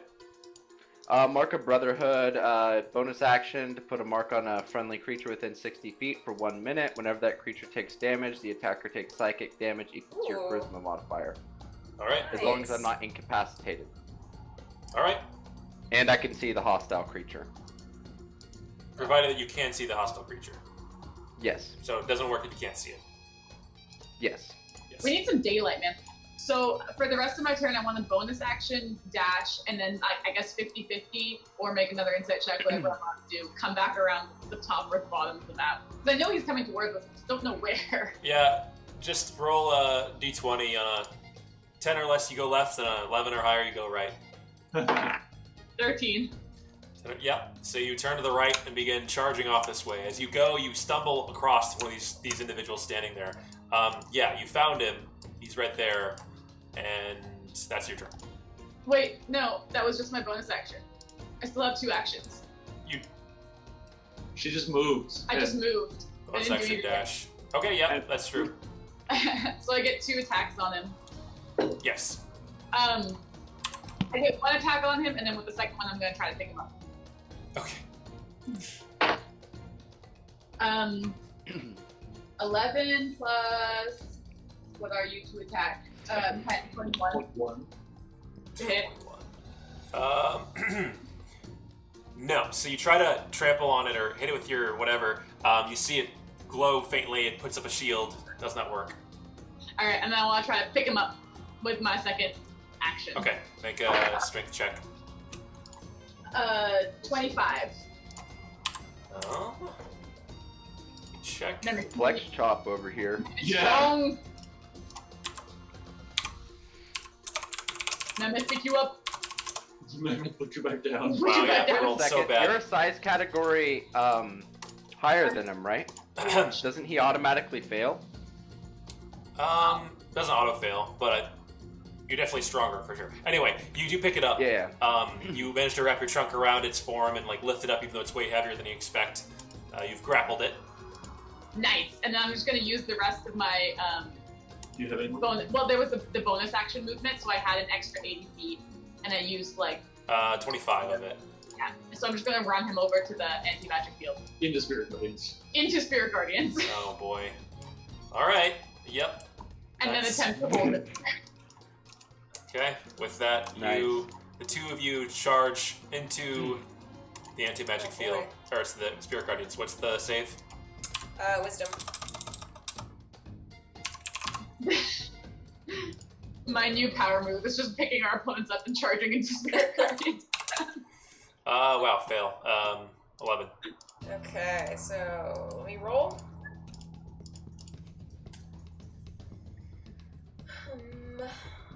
You come with me now.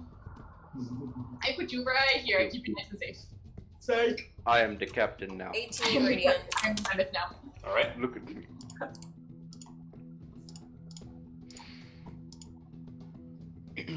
All right. And then that's where you end your turn. Pork chop. Oh, yes. Right. Attempting to grapple him. He is grappled and he's in Spirit Guardians. All right. It is going to do a thing.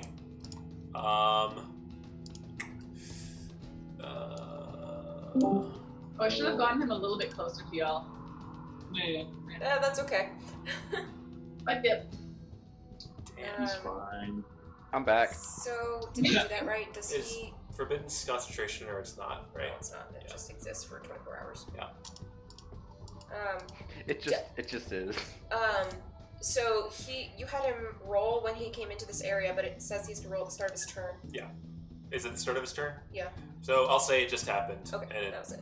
happens next to the start of his turn. I'm still here. Okay. Yeah, he's going to, twisting and turning, just clap his hands together and throw them outwards, and this explosive wave ruptures out from him. Both Galaxia and Porkchop make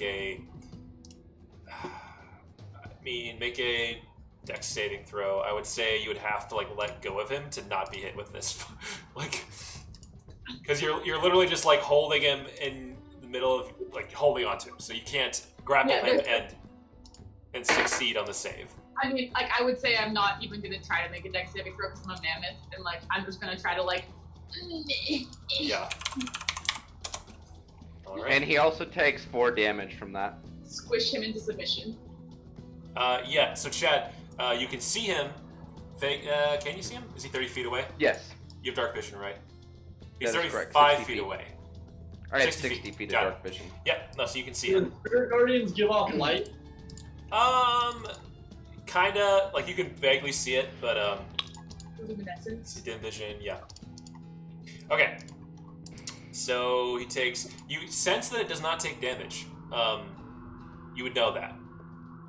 Oh, okay. It's psychic, right? Yes, that is correct.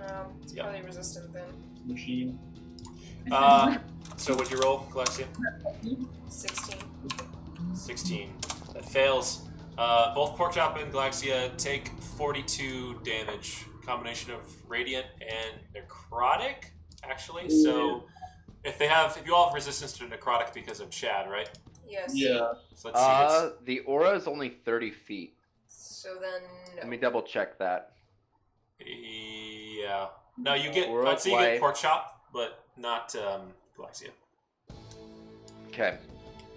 So, Wait, so Galaxia, you take 42. Porkchop, you take, I'll say 31, because you have resistance to necrotic. Sure.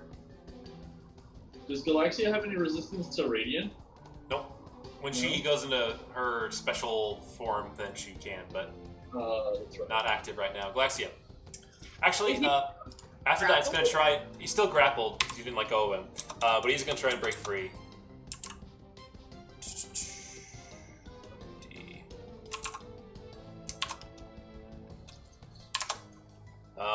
Make a strength check for me. 19. Yeah, no, you managed to hold on to him. He's squirming and thrashing and trying to get out of your elephantine trunk, but he's held there and he's in Spirit Guardians and he's inside the space of the Forbiddens. Be right back. But, Galaxia, you're next. So, I mean, just pummel him. Now he's here. I'll move him a little bit Yeah. further inside. Yeah. so that he doesn't have an opportunity to like get out. And Yeah, we gotta get him further in. Mammoth Chop's just gonna hold him down while everyone else just kicks him. Yeah. Yeah, kick him when he's down, man. He's gonna like try to draw a circle and be like, wait, what? Because he doesn't actually know that anything's wrong necessarily. Yeah. He did say Nick slipped. He said one of them. He said you see one of them.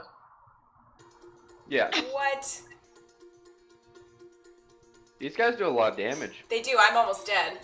Actually, I have 6 hit points left. I'll move close. Shoot. What's more important, daylight or health for you? Immediately. Do you think he's gonna throw another one in and just clap blacks you? Well, I don't know. He could. I'm going to heal myself right now. He could actually shoot himself and then Chad does some daylight or something. We can't see I'll roll me. a concentration check on Spirit Guardian.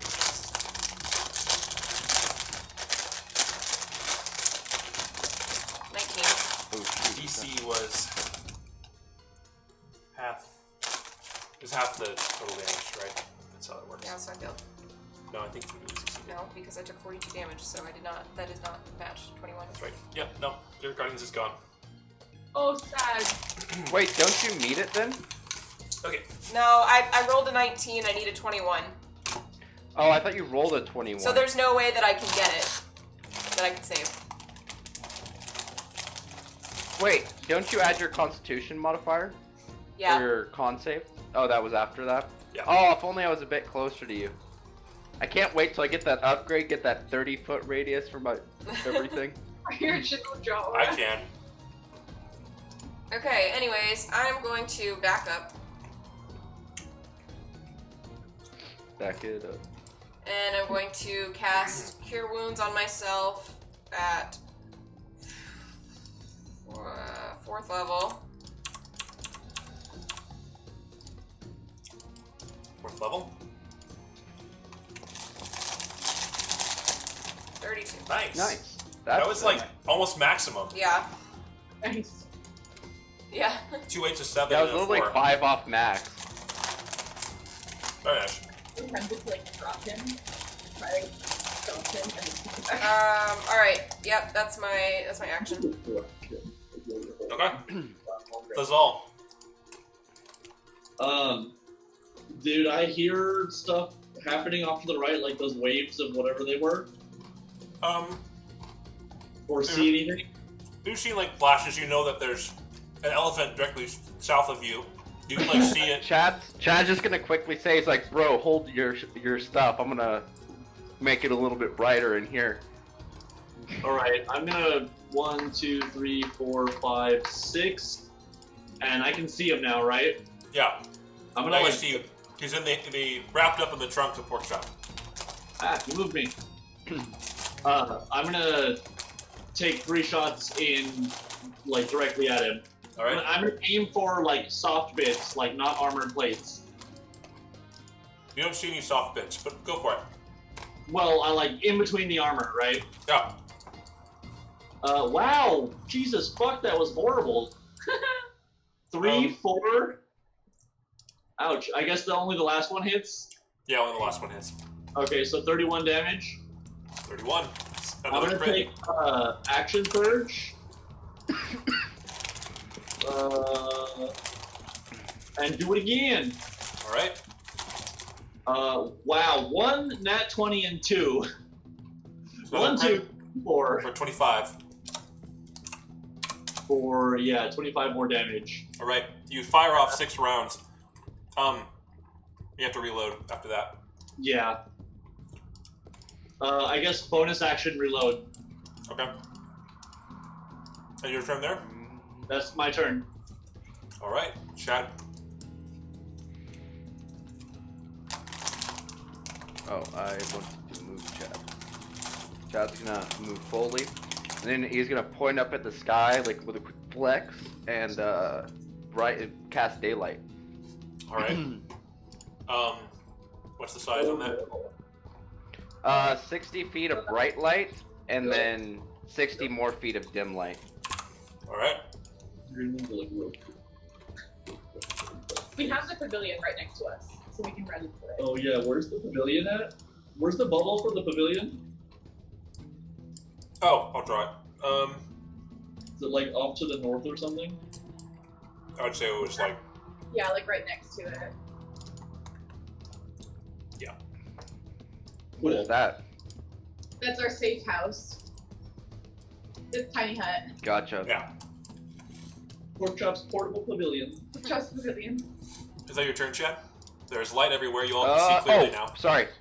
Bonus action. I'm gonna whip out my dancing axe and throw it at him. Have it hover right around, like opposite of Pork Chop, and I'm gonna attack him with advantage. All right. Wow, that was god awful. Neither hit. I guess I'm not hitting him. And Oh, remember, I need to change that. It's actually plus 12, but I doubt that makes a difference. Is 17 hit? neither hit, but also you don't get proficiency, I think, right? With the axe. 'cause Well, it's- with it says like a it, you make description. it. Yeah, you make it with your. I think it just says. Here, let me read it real quick. Bonus action, fly up 30 feet. It's using your attack roll and ability score modifier, so no proficiency. So it's just plus 5 or 6, Ah. depending on what your strength is. It would be plus your attack roll plus proficiency. So my strength is 7. Yeah, so Plus plus 7 7. instead of 11. Just so you know. Gotcha. Okay. Okay. Is that your full turn? Pork Yep, chop. that's everything. Pork chop. I as a attack, I want to try to like smash him onto the ground with my trunk. All right. Go ahead and roll your normal like a tusk attack like for that. 21 Does not hit. was not hit. All right, I'll do it. Jeez. I don't have to like re-grapple him, right? Like he's grappled for now, so I can like try to Okay. attack. You should move him further in.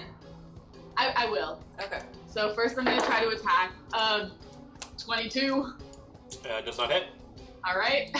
Jesus fuck! What's this guy's This guy is AC? invasive as hell. and He keeps. He's not evasive. He keeps casting mage armor on himself or shield.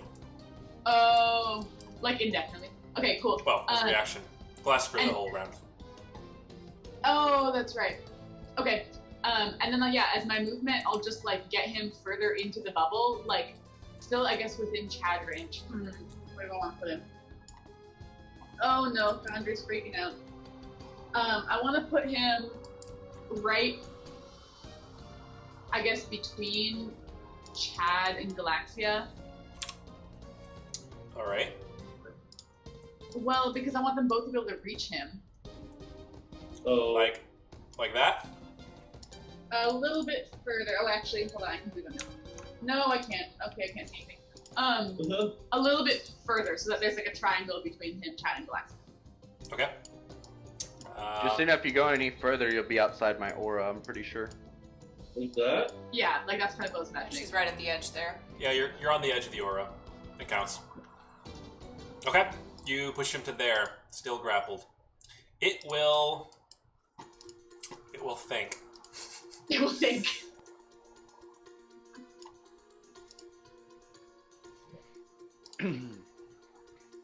$30.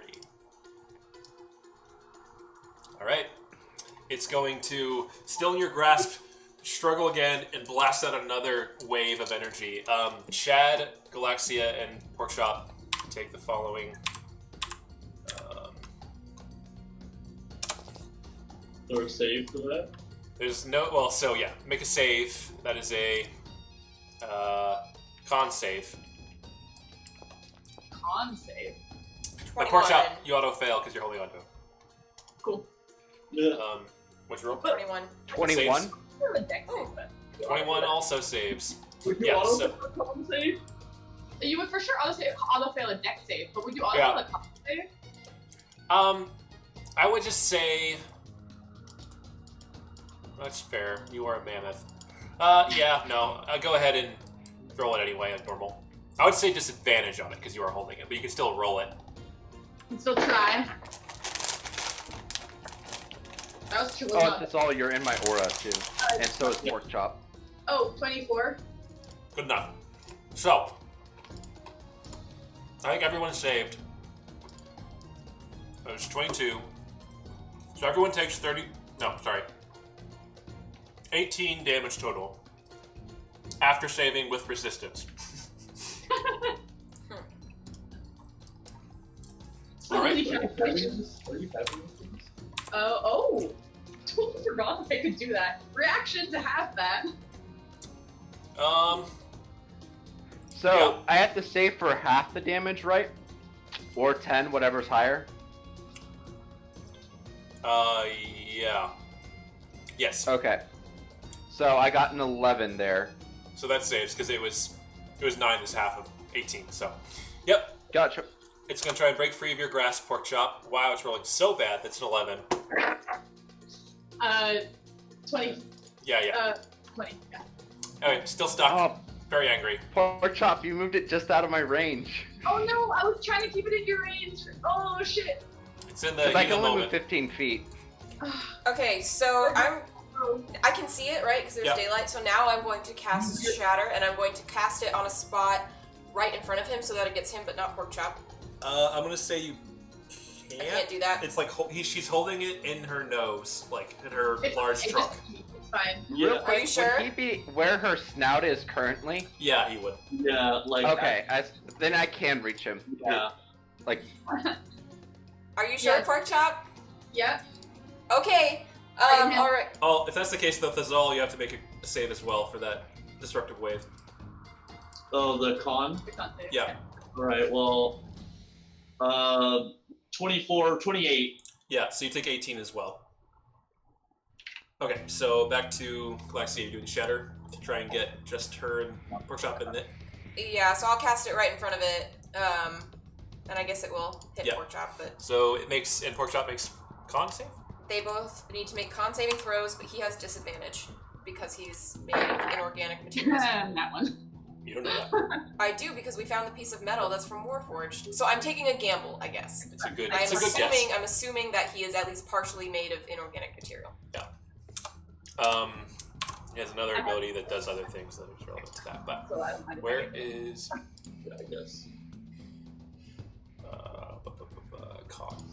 I am 10 now. 23. Jesus. Fuck. That was with disadvantage? It was canceled out by his other ability with saving throws on magical effects. Okay, well he still takes half as much damage. And that is, let me roll.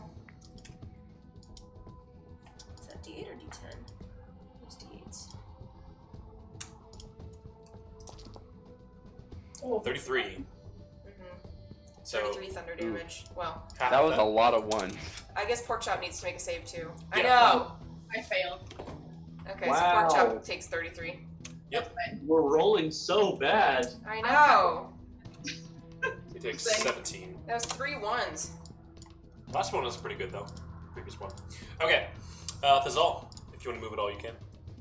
How well can I use how, like, proficient with the, ghost step tattoo am I?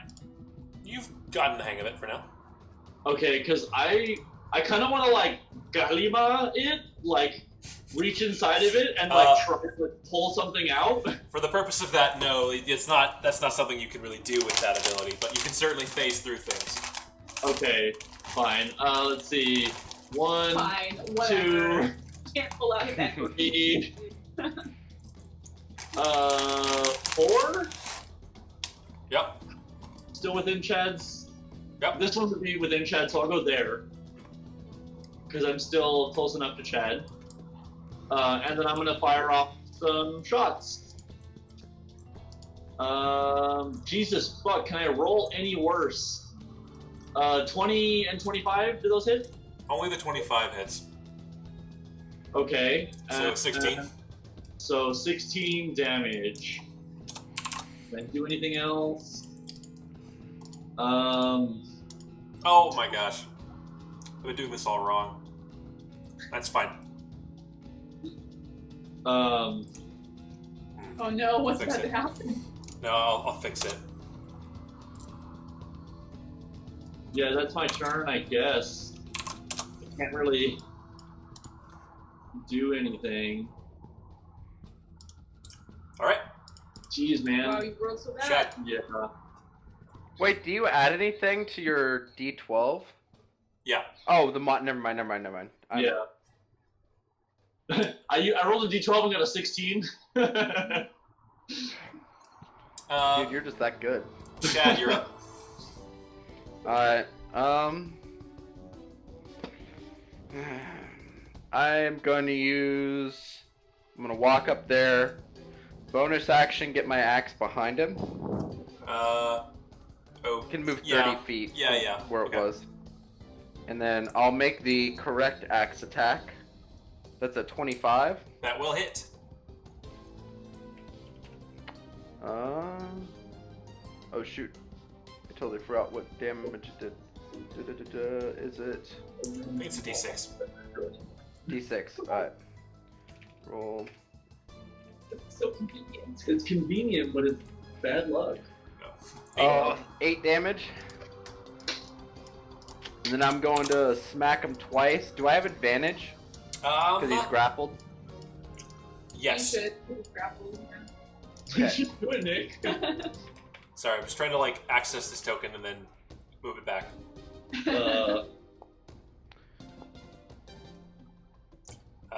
Neither of those hit. Wow. That's... I'm calling. Alright, I'm going to smite on the next one. All right. That hits. Alright, if only those were the 2 rolls. Unfortunate. So, we're going to... did you update smite at all, or should I do that before? I'll just check it in. 2nd level. 40 damage. Alrighty. With little bro, you slam into it, and it you hear like a crunching noise as it hits pretty hard. Little bro, excitedly egging you on. And I'll make him make the con save as well. Why not? Okay, yeah. Oh my god, why didn't I max out the thunder damage on that last one? That was dumb. 23. That saves. Alright. Alright, pork chop. I'm gonna smash him on the ground again. Just try to pummel him. Yeah. Oh, I was just gonna ask, is that the drain life that's used up on a success on their part as well, correct? Yes, it goes away. Or is it... Okay. On an attempt. 22 and a 25. for each attack. 25 hits. Nice! Finally! Okay, so then what's the damage for that because it's not regular? Sure. To smash him on the ground with your trunk? Yeah, that's not, that's not normal. I'm just doing the same, like, whatever the normal... I'm just treating it like your normal attack, because you can attack when you're grappling someone, so... With a melee attack. Okay. So 27. 27. 4d8, 20 damage. 2, 5, Solid. 6, 7. Normal. Can we reload this? This is horrible. What? That's totally normal. 27, 4d8. Yeah, 5, 32. 7, 6, and 2. Those are like all above average except for the 2, which is to be expected. Alright. That's it. That's the turn. I'm just gonna keep holding on to him. Seems to be useful. Alright, you hold on to it. Keep soaking up some damage. Pork chop. Make a wisdom saving throw. Oh, that's not good. Man's arm wise. But you get Chad's bonus. Something. Do. Yeah, that's a 6. Pork chop. As you're slamming this thing, it grabs onto your tusks and like steadies itself and looks straight into your little mammoth eyes. You see light blast out from inside of the mask. Pork chop, you're dominated. You hear a voice whisper in your head. A weirdly familiar one. Crush him, referring to... No, I'll say crush her, referring to Galaxia. Familiar. How so? in the midst of my mammoth domination, can I figure out who that voice reminds me of? Make a history check. 22. Needed that for the save. You recall with 22 a weird, sort of very faint memory from a while ago. A courtroom with gnomes, people talking over each other, and one individual sort of giving his testimony as you stood on the block and opposed him. Similar tenor. Anyway. Sorry, I'm not trying to be annoying. I have a question. Yeah. Is the spell he's using Dominate Person? Yes. Does that count? Because Porkchop's not a humanoid right Yes, now? she's still a person. Even though she doesn't look She's like not a one? humanoid, but she's still a person. Like, it's I dominate don't think monster. so. I think she's like 3/5 of a person right Like, now. but would he know that? He's Yes. only seen her as a mammoth. Constitution burn! So, So good to know that we can use that on. Yeah. yes, well-shaped individuals. Yeah, so it grabs and kind of like turns over and it scrambles up onto the back of your neck and is now riding you, Porkchop. And you will take all of your next turn, all your actions, everything to just destroy Galaxia. That's what you will do. Shit. Man, I fucked up. I realized I was supposed to make concentration checks for all of the times I took damage. For haste, For haste. that's very true. You should have been doing that. It's okay. It's whatever. I'll say it's gone now. Like it would have ended by now. You've done so many saves by now. Probably would have failed one of them. Yeah, you've taken like 4 or 5. It would have been 4 or 5 saves by now. So okay, that's its turn. It's riding on Porkchop now. Galaxia, you see it climb up on the Porkchop. Porkchop just like lets go of it suddenly. Yeah. Okay. Then I'm going to cast Hold Person on Porkchop Okay. and try to paralyze her. Okay. Porkchop, make a Wisdom. save. Wisdom save. saving, Don't do it. please. Don't do it. That's a fail. That's a 4. Awesome. So Porkchop is now paralyzed All right. for 1 Porkchop minute. is paralyzed for 1 minute. Does that go away like if Chad? Actually, you know what? Since I'm casting it, can he make a wisdom saving throw too? I'm casting it at 4th level, so I can target 2 creatures. 2 creatures. Okay. He'll probably It's save. was but it wisdom? He wise? I don't know. He can cast like the same kinds of spells I can, so I'm assuming his wisdom is It pretty was a high. nat 20 plus 9. Yeah. Okay. So he's not. But that's fine. Okay. Porkchop is paralyzed. Porkchop's paralyzed. That's all. Indefinitely. Seeing this person climb on top of my friend.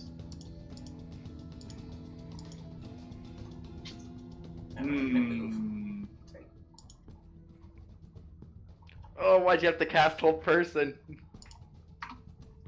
Because I don't want her to trample me. I'm just gonna get rid of the Dominate Person! I can literally just touch her and just wipe Oh. it away! Well, that's fine. Then get rid of Hold Person as well. It'll be 2 for It's 1. only I can do 1. Oh. So I can get rid of Dominate Person, but not Hold, so she's just stuck. I guess I can end the spell. So I'm gonna run up and like swap over to my scimitar and shield, Okay. and run up and jump on top of Porkchop the way, like climb up the side. Yeah. This is 5, so I imagine I can do another like 5 to get. Make Also, if you want to get all the way to the top, make an athletics check to clamber up a woolly Porkchop with weapons drawn. okay. Has a 23. Good enough. Yeah, you can climb up there. You're right next to this thing. All right, I'm gonna make 3 scimitar attackerinos. 27, That will hit. 16, and 29. 16 misses, but the 2 others hit. All right, 14 damage and 9 damage. All right. How bad does he look? Pretty bad. Okay. Let's see. Sorry. I'm gonna use my bonus action to go incorporeal as well. Trying to get it back to where it was. All right, Oh, yeah. Yeah, no, it looks pretty bad. You go incorporeal. I would say I say you can't do that because you had to like get out your sword shield. Oh, that's right. That's right. Yeah. Bonus action to. Okay. Yeah. Yeah, fair enough. All right, I'm solid. Okay, Chad. I'm gonna reach out and touch Pork Chop and get rid of the dominate person. All right. You run over to Pork Chop and Well, touch. I mean, hold on. Is that useful? It's I not guess- that useful. Yeah. I'd say take some attacks because she's stuck either way. Whether Does she keep making saves, or is she just stuck like that? I mean, Chad wouldn't know. Chad's getting rid of dominate person. All right. And then I'm gonna use a bonus action and have the thingy fly up behind him and smack him. All right, go for it. Do I get advantage with the Zol there? No. I am It's like- attacking. Okay. You are, but you're not like opposite. You're kind of just like up there. Okay. Everyone 18 just to hit. Pork chop. Okay. The battle now takes place on my back. Yeah. She's like one of those dragon turtles. She's just like. Occasionally flap the trunk up, try Yeah. to smack him. So that's your turn, Chad. Yeah, that's action bonus. I can't do anything else. No. So Pork Chop, your turn. You are no longer dominated, but you are paralyzed. But at the end of your turn, you can make another save. Yep. Oh, that's a wisdom save? Wisdom or That's- con? I think it's Is it wisdom. wisdom? That's never gonna happen. Yep, that's Nate. Plus Wait. So what's your wisdom modifier though? 0. So it's still 12. It might, It's maybe 12. no. Galaxia is 18, so. Okay. All right. Not But I can end the spell. It's going to hop off Pork Chop and run this way. Well, let's see. Yeah, it's going to run this way. That's why we have Shut to get up! further I'm in. going to roll a d4. opportunity attack. Does he hop away from us? Actually, he's going to hop and go this way. But yes, you can make one opportunity attack, both Shad and... Wait, try to like get him Oh. to pair up. Like keep him from running away. Oh my gosh, I can't roll for anything right now. That's It's pretty bad. Tangle arrow or something. No, there's nothing that I can do like that. Yeah, 30. That hits. All right, he takes 11 damage. Alright, takes 11 damage. He charges off. You see him lift up a hand in a circle, draw the circle, it flares, and then sputters and goes out. And it like stops and like looks at its hands. That's its turn. He's trying to run away, boys. Get him! Get him! Galaxia. I'm gonna cast Shatter again. I actually Okay. Right in front of him. And I need him to make a Constitution saving throw, please. That is a 25. So that saves, but he still takes half damage. And I am going to max that out. So that is, let me math. 48 thunder damage. 48. Well, halved, so as it- 24.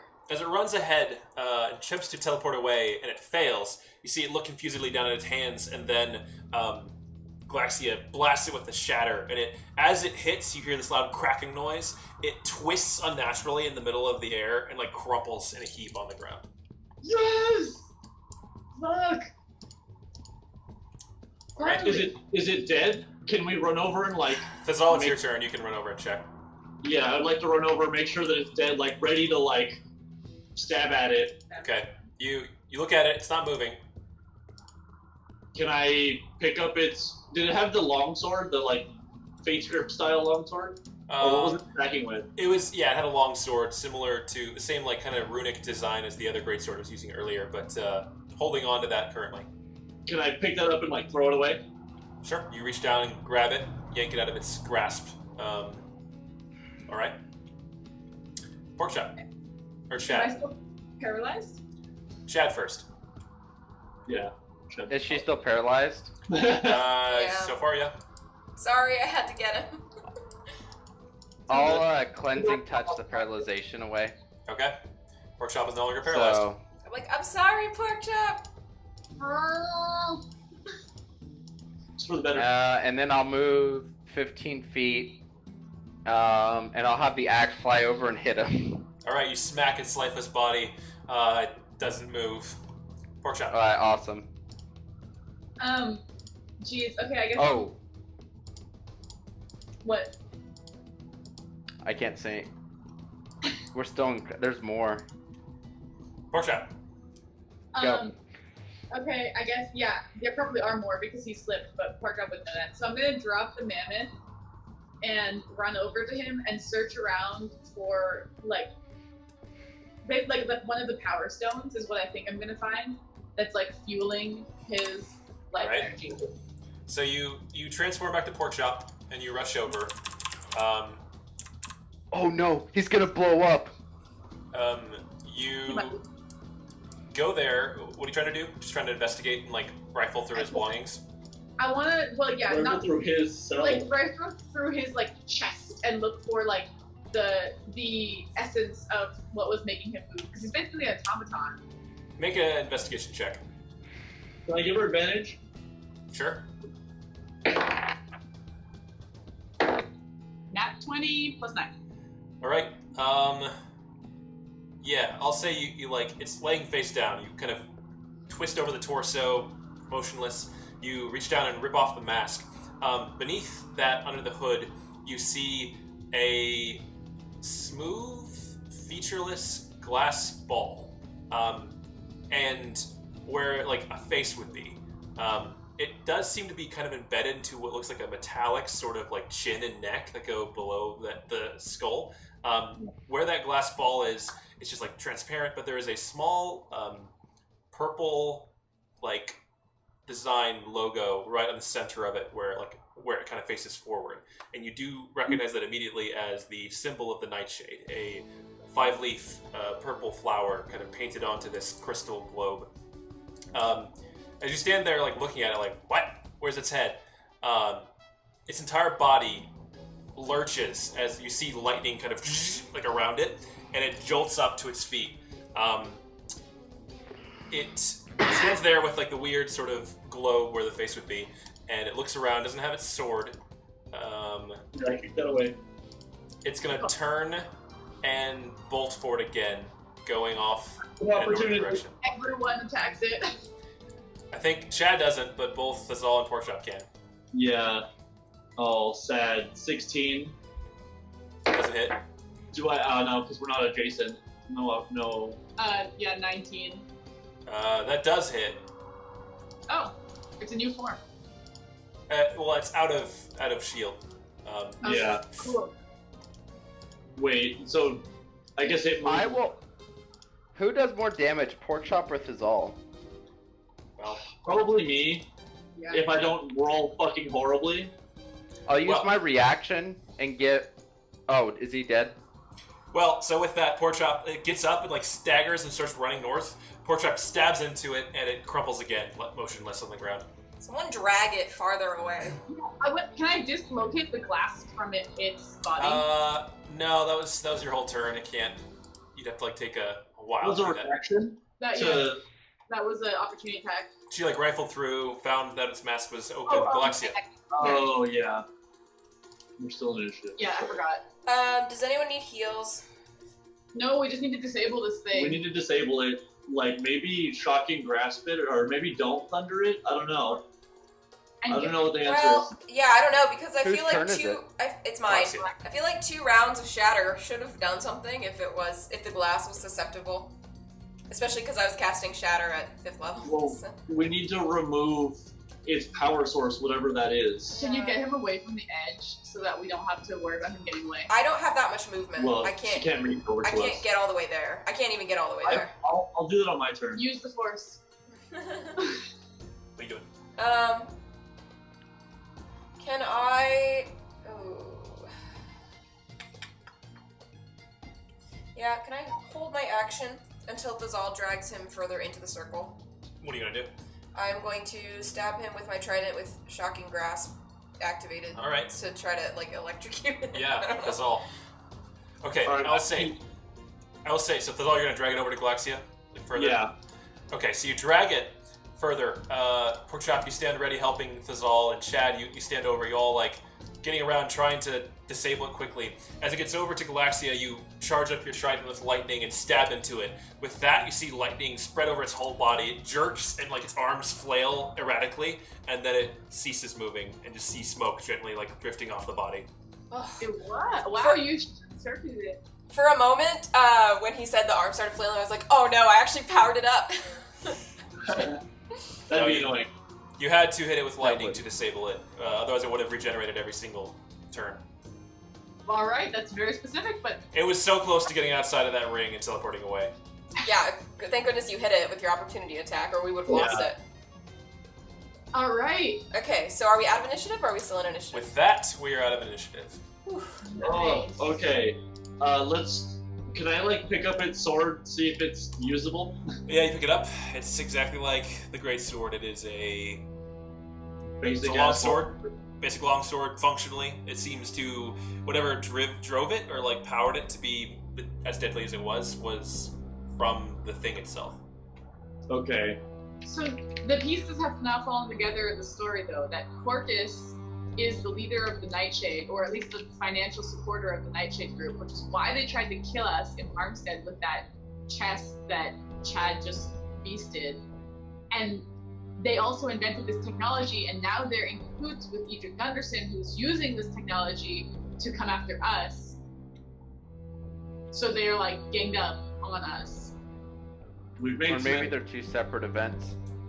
No, this is because the... Edric was talking about the pursuer. This is the pursuer. And it has the symbol of the Nightshade on it. Plus, Edric was talking about a bunch of different names, which were all plants of the Nightshade family, meaning they were part of the Nightshade group, which is heavily supported. That's a by war Corcus. crime. That's a war How crime. about this? Can we And prove Chad that? will pick him up, pick up the dude with one hand, and he's like, let's talk inside your thing so people don't overhear. Okay. Yeah, Let's go to the to our- pavilion. So we need to prove, if we can prove that that Edric was in cahoots with the Nightshades, that's a convictable war crime, right? Or some kind of crime. The only thing we have is like his journal where he wrote those names, but that's not. Did you take that? You But- did take it. What about if we kidnap him, we can cast Zone of Truth and extract a confession? I'm gonna Possible. real quick. Very possible. That's not a terrible idea. I don't like the idea of letting him live though, because he's just gonna do it again. Well, the fact that Corcus is now after us in another way, again, just proves that the law doesn't work. Yeah. Like, we tried, we did. and we got screwed for it. And he got out before he went to And he's jail. now tried to kill us 3 different times since then. But he hasn't been successful. No, but like, But like he could get lucky, right? We Obviously. rolled pretty bad this game. All it takes is that with a higher level buddy, and we're fucked. he tried to kill us with the flower. He tried to kill us. Remember, he hired the assassins to kill us on the road, and now this is the 3rd time he's tried to kill us. We went the law route with that one. I'm Never personally again. done with the law route. Yeah, I'm done with the law too. Chad, I think this is a testament to why we can't use the diplomatic route. Like, this was Corcus' doing. We tried the legal route with him. And all it got us was 3 No, separate bro. attempts. Let me tell you. Let me address that real quick. You know, he escaped. That's the only reason why the legal route wouldn't work. He's still a criminal. We took away. He's not going to do exactly the same. That he's part of the Nightshade. The Nightshade's going to bust him out sooner or later, and he's going to be right back doing the same thing. Yes, but why?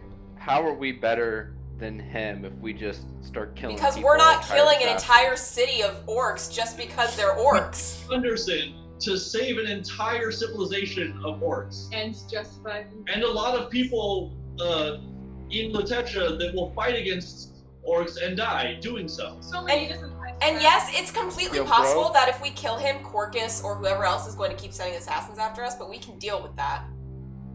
We can Bro, deal with it. I I don't want to make innocent I'm gonna make the civilians same have to deal with argument. that. Oh, persuasion I'm gonna check? make the same argument I always have, and that is the ends do not justify the means. But let's take a vote. Let's take a vote in the party because Galaxia strongly believes that in this case, the ends do justify the means.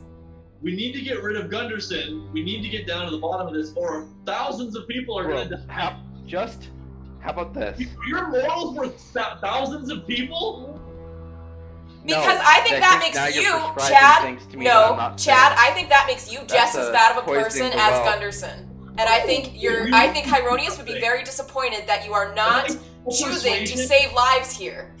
Galaxia is pissed. No, you don't have to roll persuasion. Persuade Chad. Persuade me. That you don't have to roll for that. Just tell me what you think. We have given you the opportunity to try to change his mind. You are the only person in this group that does not want to kill him, so is there a reason why you don't want to try to change his mind? Him.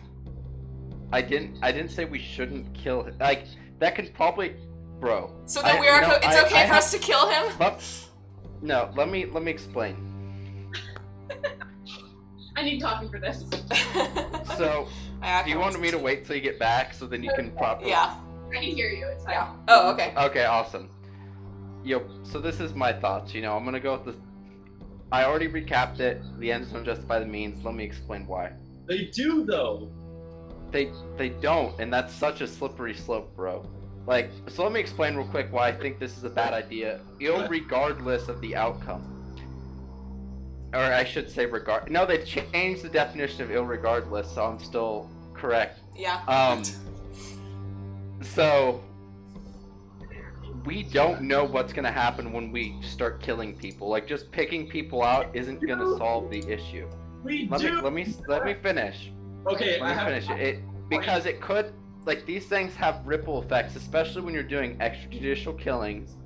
You don't know what's gonna cause. I'm not gonna lie. I'm not the smartest dude around here. I have trouble extrapolating all this out and like, oh, what is this gonna affect? Blah, blah, whatever. I don't think on that level, bro. Like, what I have is my moral compass. I have my gut that tells me what's right and what's not. I feel Hyronius inside me, and I use his light to guide my actions. And he wants you to protect a right killer, now, a genocidal maniac. He wants you to protect him. No, I'm not. You misunderstand. Because that's not at all what I'm saying. What I'm saying is alien. Never mind. What I'm saying is. What you're saying. We have to deal with that later. Yeah. You don't know. You don't know what just killing people will do, and we're not just killing people. First point, we're not just killing people. We're killing Edric because he is going to be responsible for the genocide of an entire town, entire city of orcs. You as a half-orc should feel something about that. Two. I do. I feel for every living person on this planet. Two. But we've given him a chance once before, just like we gave Corcus a chance. We see where that got us. This guy just tried to kill us. It almost did. Yes, but just because... So yes, you should give people a chance. You gotta be... And we did. And sometimes, even sometimes people do things that are so reprehensible. Perhaps, like, they shouldn't have that second chance. Like, they do have to answer for their crime. No, I'm not. But what I'm saying is, they have to answer through a fair and impartial trial. It shouldn't just be you did something like this like going out and just dishing out justice. Like, I see this is wrong, and then so you're killing people, right? So I believe, Chad, I understand the fair trial, but if Corcus, we gave him a fair trial, he didn't play fair, he got busted out of jail, and we're in this situation.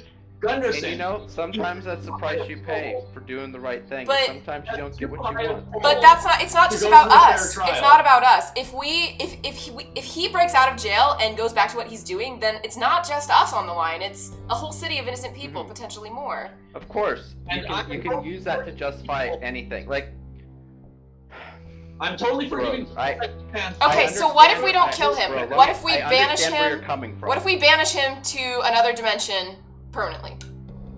Then he's not dead. Real quick, just wait. Can you do that? I think we should always try, as long as the diplomatic option is open. We can do that.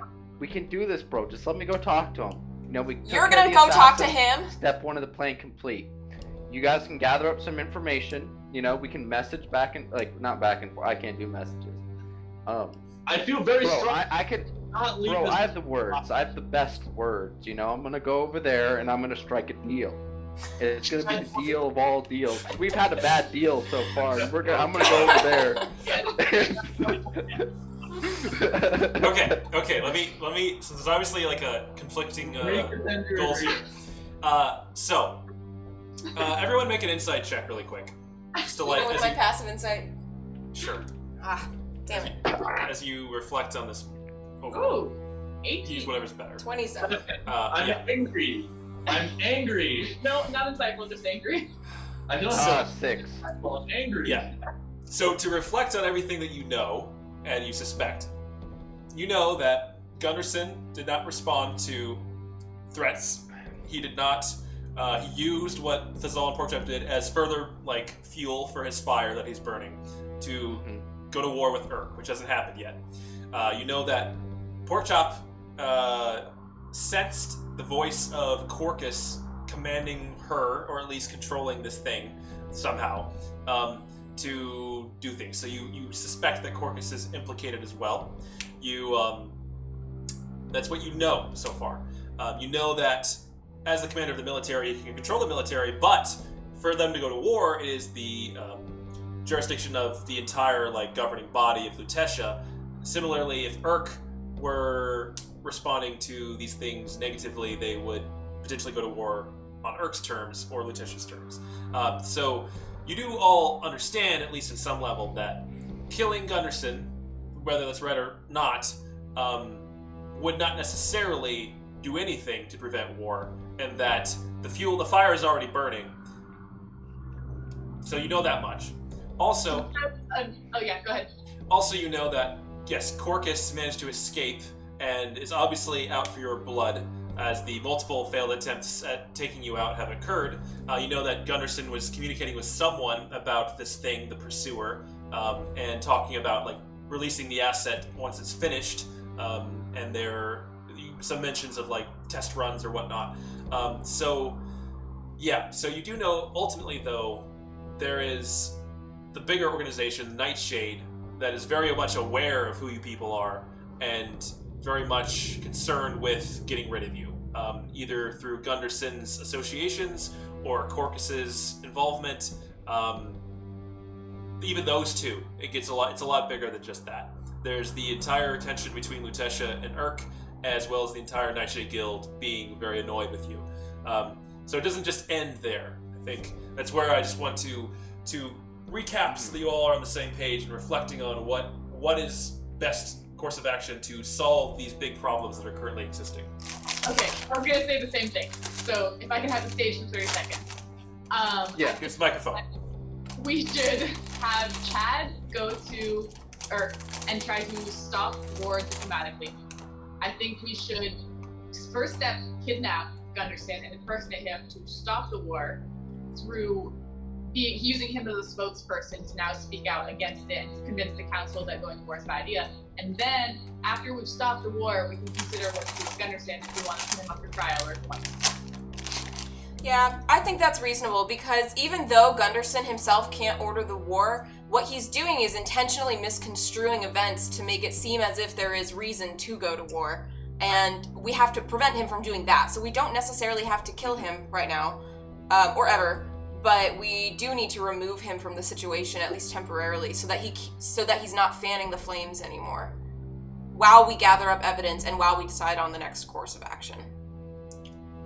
Quick note: if we impersonate him and steer Lutetia away from Urk, and then try him for war crimes, most of what his opinion was on our steering will be undone. That's fair. You can't use somebody for their political clout and then impersonate and then reveal them to be bad, because they're going to be like, oh no, fuck that guy, and go back on the course that they were. We're going to be mindful of that. Porkchop, you're the most sneaky. You get the general sense too that if you could somehow make it undermine Gunderson's efforts without making it obvious that he was the one who was suddenly changing his mind, it would be out of line with suddenly exposing his crimes. If you could undermine it through impersonation or other means. Right, make him look like a terrible cruel person, make or him committing crimes.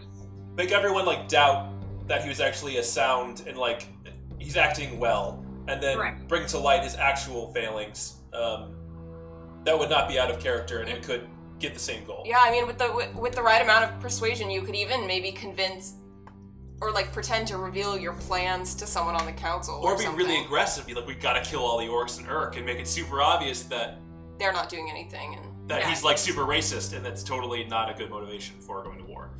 So it's in not order a to bad do strategy. we kidnap him. We Chad? should We've had council. Are you on board for at least that far? We need you, Chad. I know. We need to be in this together, you know. Bros are strong when they're together. We need to be the four horsemen of the good apocalypse, whatever that is. The Bropocalypse. The I bro-apocalypse. do believe. Let me say this. I do believe we need to be putting out this fire on both ends, though. I know we're stronger when we're together, but I think it is important to get the free orcs together as well. I think that's your task, Chad. I guess, do Yeah. we know, so no one here, as of now, knows anything about Urk, and like whether or not they are aware that the war is coming? You get the sense that they would know that they were blockaded, like their shipments were stopped for a while, and then they know Gunderson's history, and they used to be diplomatic with Lutetia, but that's clearly decaying. So they would have like some inkling. Okay, They so would it know. wouldn't be surprised if like you go to them and say like, Lutetia wants to go to war with you. There would be like, what? Yeah, okay. What? Alright, bros. Do you want to? How do we want to split this up? So I'm definitely going over there to talk with the orcs, the free orcs. Do you three need to be all together? I am. I think can that ride on Brorish, you know. I think that I Or have- need help. So I can teleport him to the bottom of the lake, but I need help kind of restraining him. And huh? Poison and rope. Also, That's you true. have you have the bracers I gave you, right? Of strength. Yeah, I'm using it. Anyone can. Anyone can put those on and be like jacked. You know how they get those instant gains. Maybe Jack. Galaxia slips those on. She knows But- what it's like, you know. He Gets is a feel for those gains, and now she wants to work out, you know. Oh, Galaxia works out. Just not Galaxia, do you know if that underwater temple has anything that we could use as a holding cell? Well, You I could build mean, something. there are various different little stone rooms and stuff. I could seal off a room, A tunnel. That'd be perfect. a tunnel. That would be okay. I would put air holes. So here's what I was thinking on that end. I think that we need to find him when he's alone. Porkchop needs to poison him, restrain him. I'll teleport him, and then I need to cast Forbiddance and Anti-Magic probably so that he can't use any kind of sending. I don't know if he can, but like basically no one can scry on him to find out where he is if they notice he's missing. Though you're planning to impersonate him, so I guess no one will notice that he's missing. But I don't want him to be able to have any contact with the outside Yeah, world. If someone tries to send things to him, then we don't want them getting through. That makes That's a lot of fine. sense. I will just cast anti-magic. And then before we actually execute said plan, though, we need to watch him for a few days Yeah. to actually understand like what his daily routine is. So maybe Chad and Galaxia teleport to Urk, or Galaxia gets Chad to Urk, and we magic carpet midnight espionage go find out what his routine is if he has one. Yeah, I think that's reasonable because then you're better able to impersonate him if you know more about his routine. Exactly. And we could set up a time and day of where to capture him if he leaves for the same place every night. Well, why don't Or- I then put some Before. at least one sending in your ring? Yeah, you can do that. All right. So Bro, I can't say I love the plan, but it'll have to do, I guess.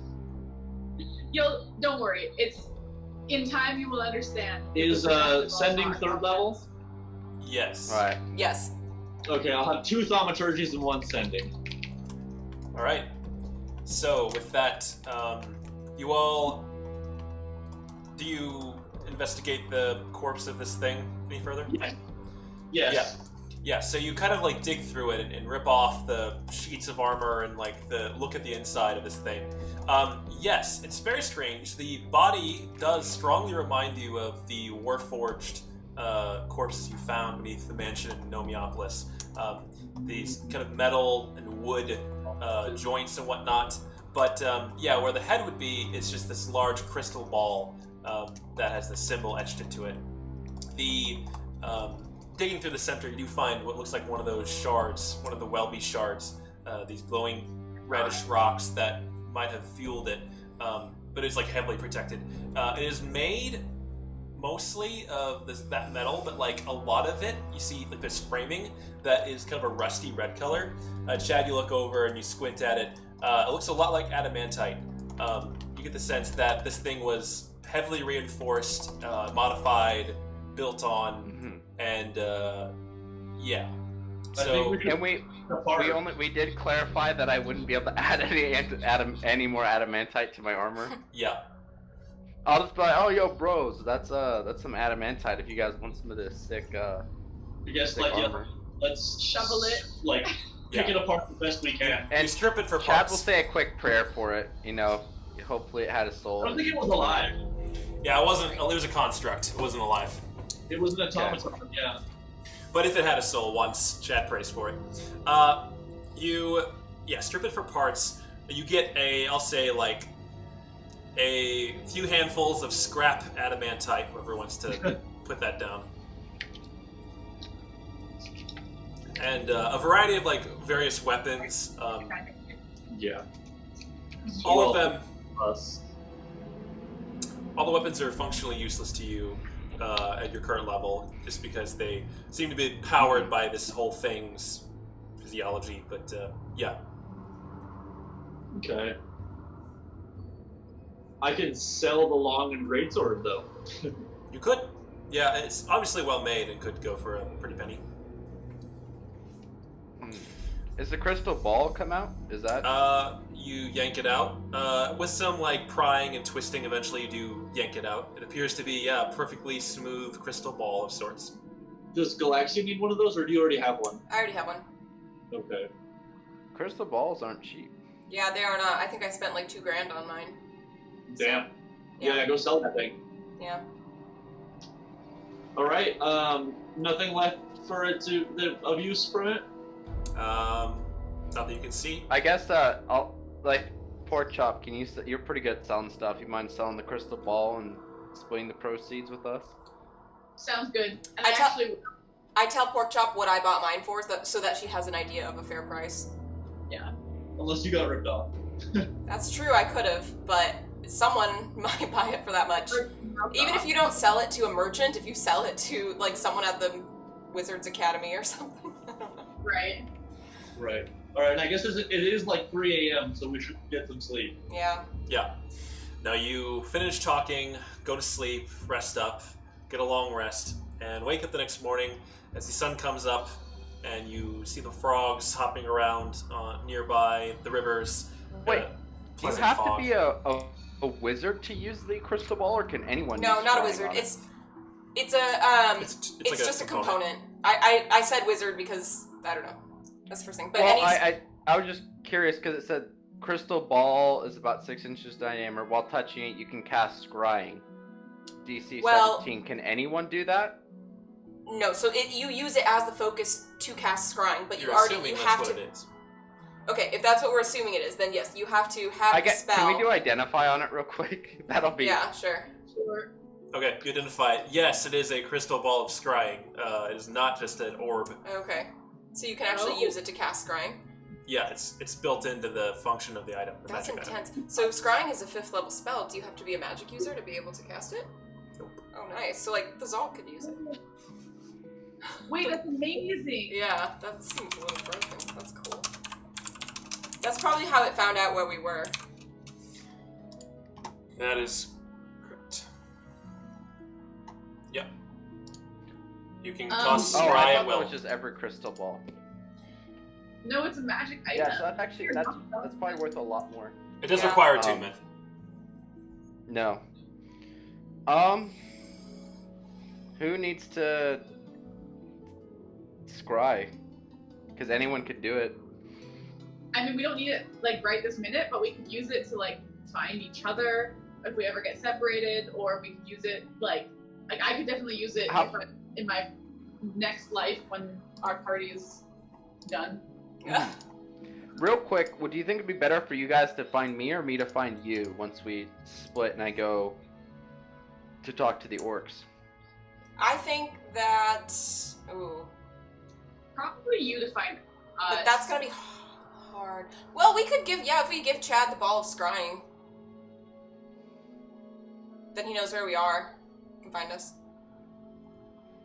Yeah, because we will probably have you around if you're the one who's taking into the lake. So, yeah. Okay. So I should hold on to it for now? Yep. I think you should hold it for now. All right. What In is the it chat, called? It says we should scry on Spicy Pete. Spicy Pete is long gone, sadly.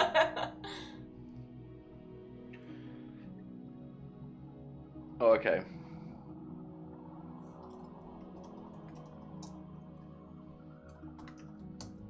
So, Wait, is this just a regular crystal ball? it's the true seeing variety. Oh wow, okay.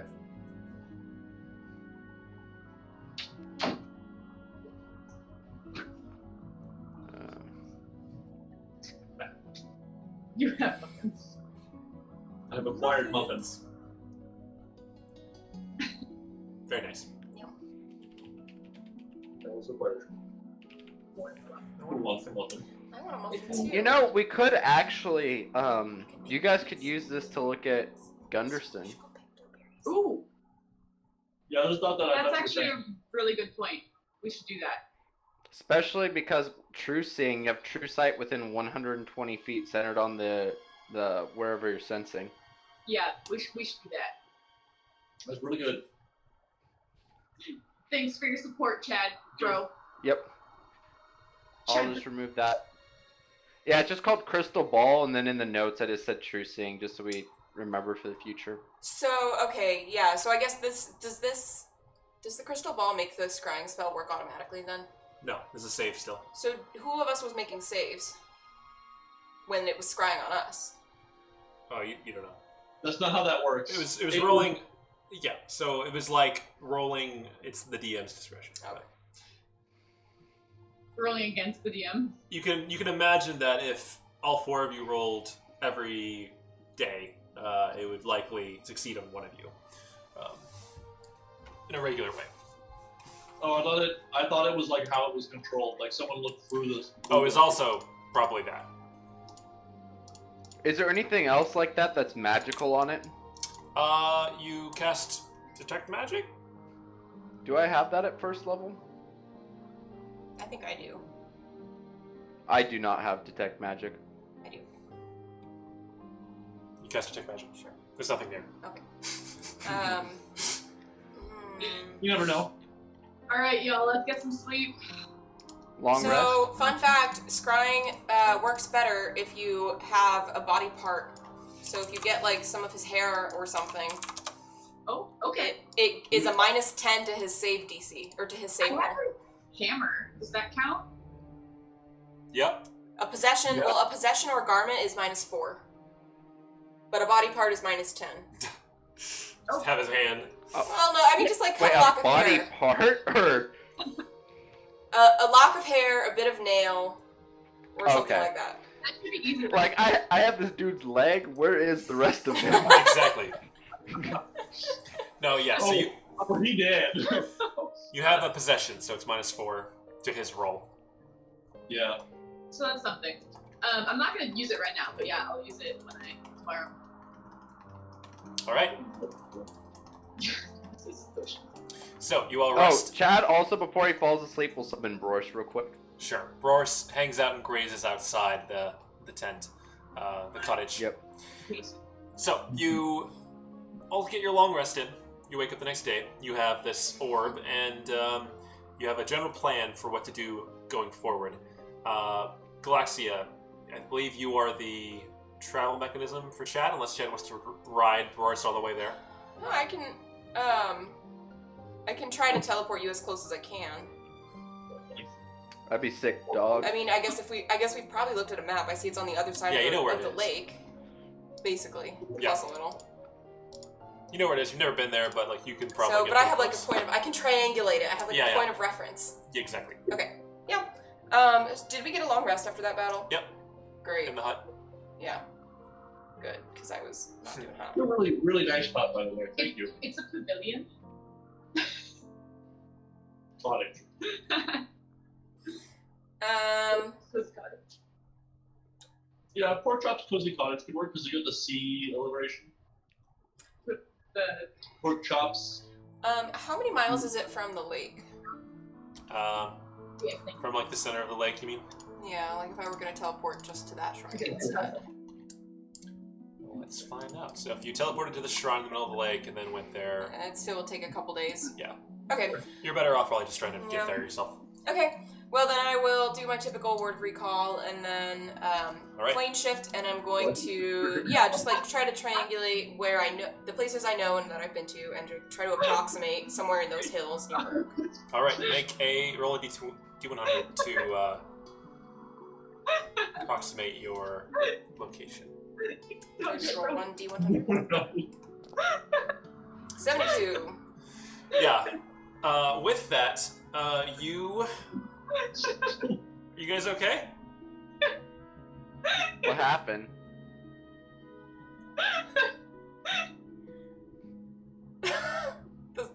Josh is dead. It wasn't that funny. We're broken. I did not understand that at Yeah, all. Missed it. Well, I'm very glad you guys didn't see that.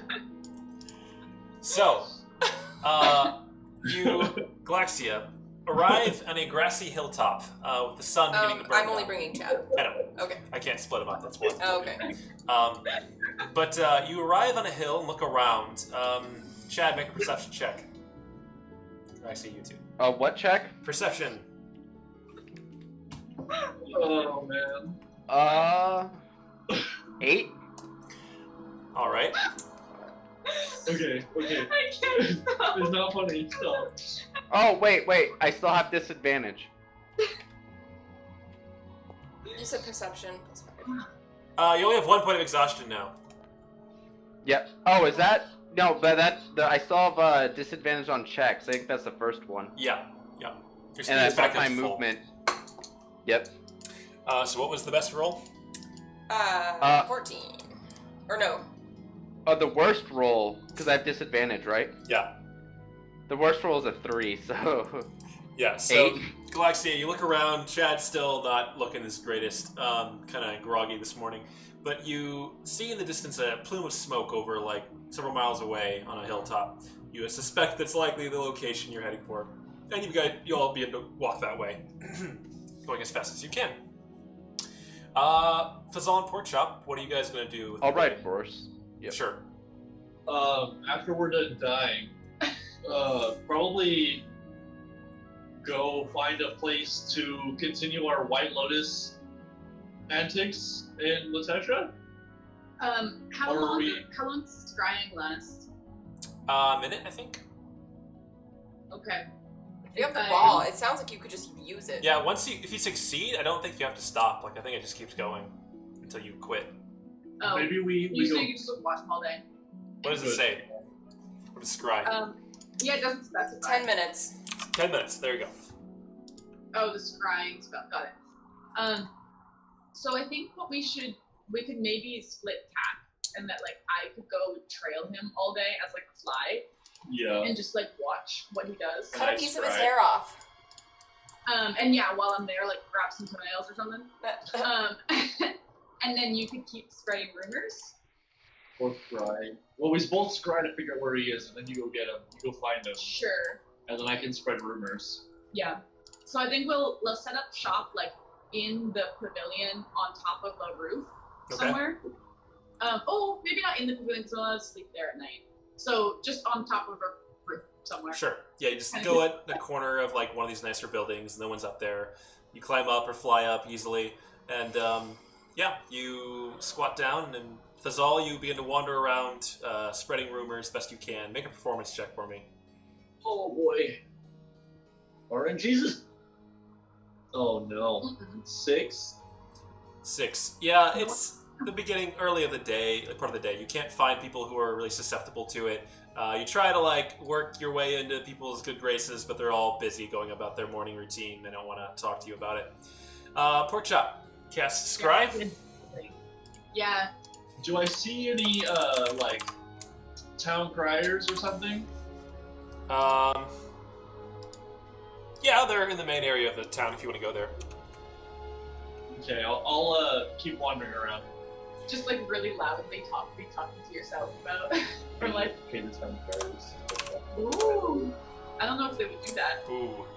All right, pork chop. You have to be attuned to this item to use it. Yeah. So you Do attune. you? Yeah, it's attunement. So you take half an hour messing around with it, learning how the magic works, and then you cast Scry on Gunderson, focusing on the face, holding the warhammer as you do. You feel yourself drawn up out of your body and rush across the city through, just Is that supposed to happen? just That's things how it rushing feels. past you, and then all of a sudden you're just floating in the middle of this room, about 8 feet up near the ceiling, and you kind of look down and around. You can just it's kind of like a 360 view. You can just see in all directions, and beneath you is a fine bedroom. There is a bearskin rug and a large king-size Oh bed. shit! Is Gunderson on the bearskin rug with his wife? No. That's awkward. He's just sitting there, just sprawled out, how's it going, guys? I knew you'd be looking. I knew you were coming for me. Turn it off! Turn it off! Anyway, no, it's just a fine room, but you do see a Gunderson in the far corner, drinking from a cup of steaming liquid, and just hanging out. Can I tell if where the room is, in the sense of is it in a palace or is it in a tent? Or... It seems to be a fine wooden building. There's a window, and you look out the window. Make a perception check. Does she know which direction she whooshed off to? Not really. No, 14. 14. You just see a busy street and another building opposite this one. It also looks to be very fine. From your knowledge of the city, it's probably over in the Silver Oaks area, the wealthy, upscale part of town. But you commit that to memory, what the building looks like outside this window. To if you were to ever see it again, you could probably figure out what building you're looking out from. Nice. Okay, and I can't move around, so I guess I'll just watch him until the spell ends. Yeah, you just kind of keep an eye on him, kind of getting slightly different angles, but he's just seemingly sipping his morning coffee and sitting there. He looks fine, healthy, normal. Seems to have recovered from the poison that you gave him a while back, and he just... If I look around the room, can I see his desk or his journal? Yeah. Let me go check really quick. His toenail clippings. That's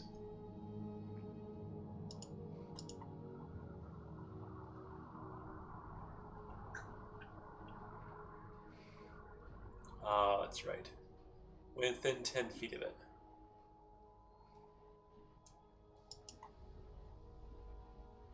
Right.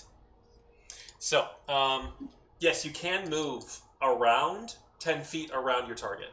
Nice. So you can hover around and get different angles to see what's going on.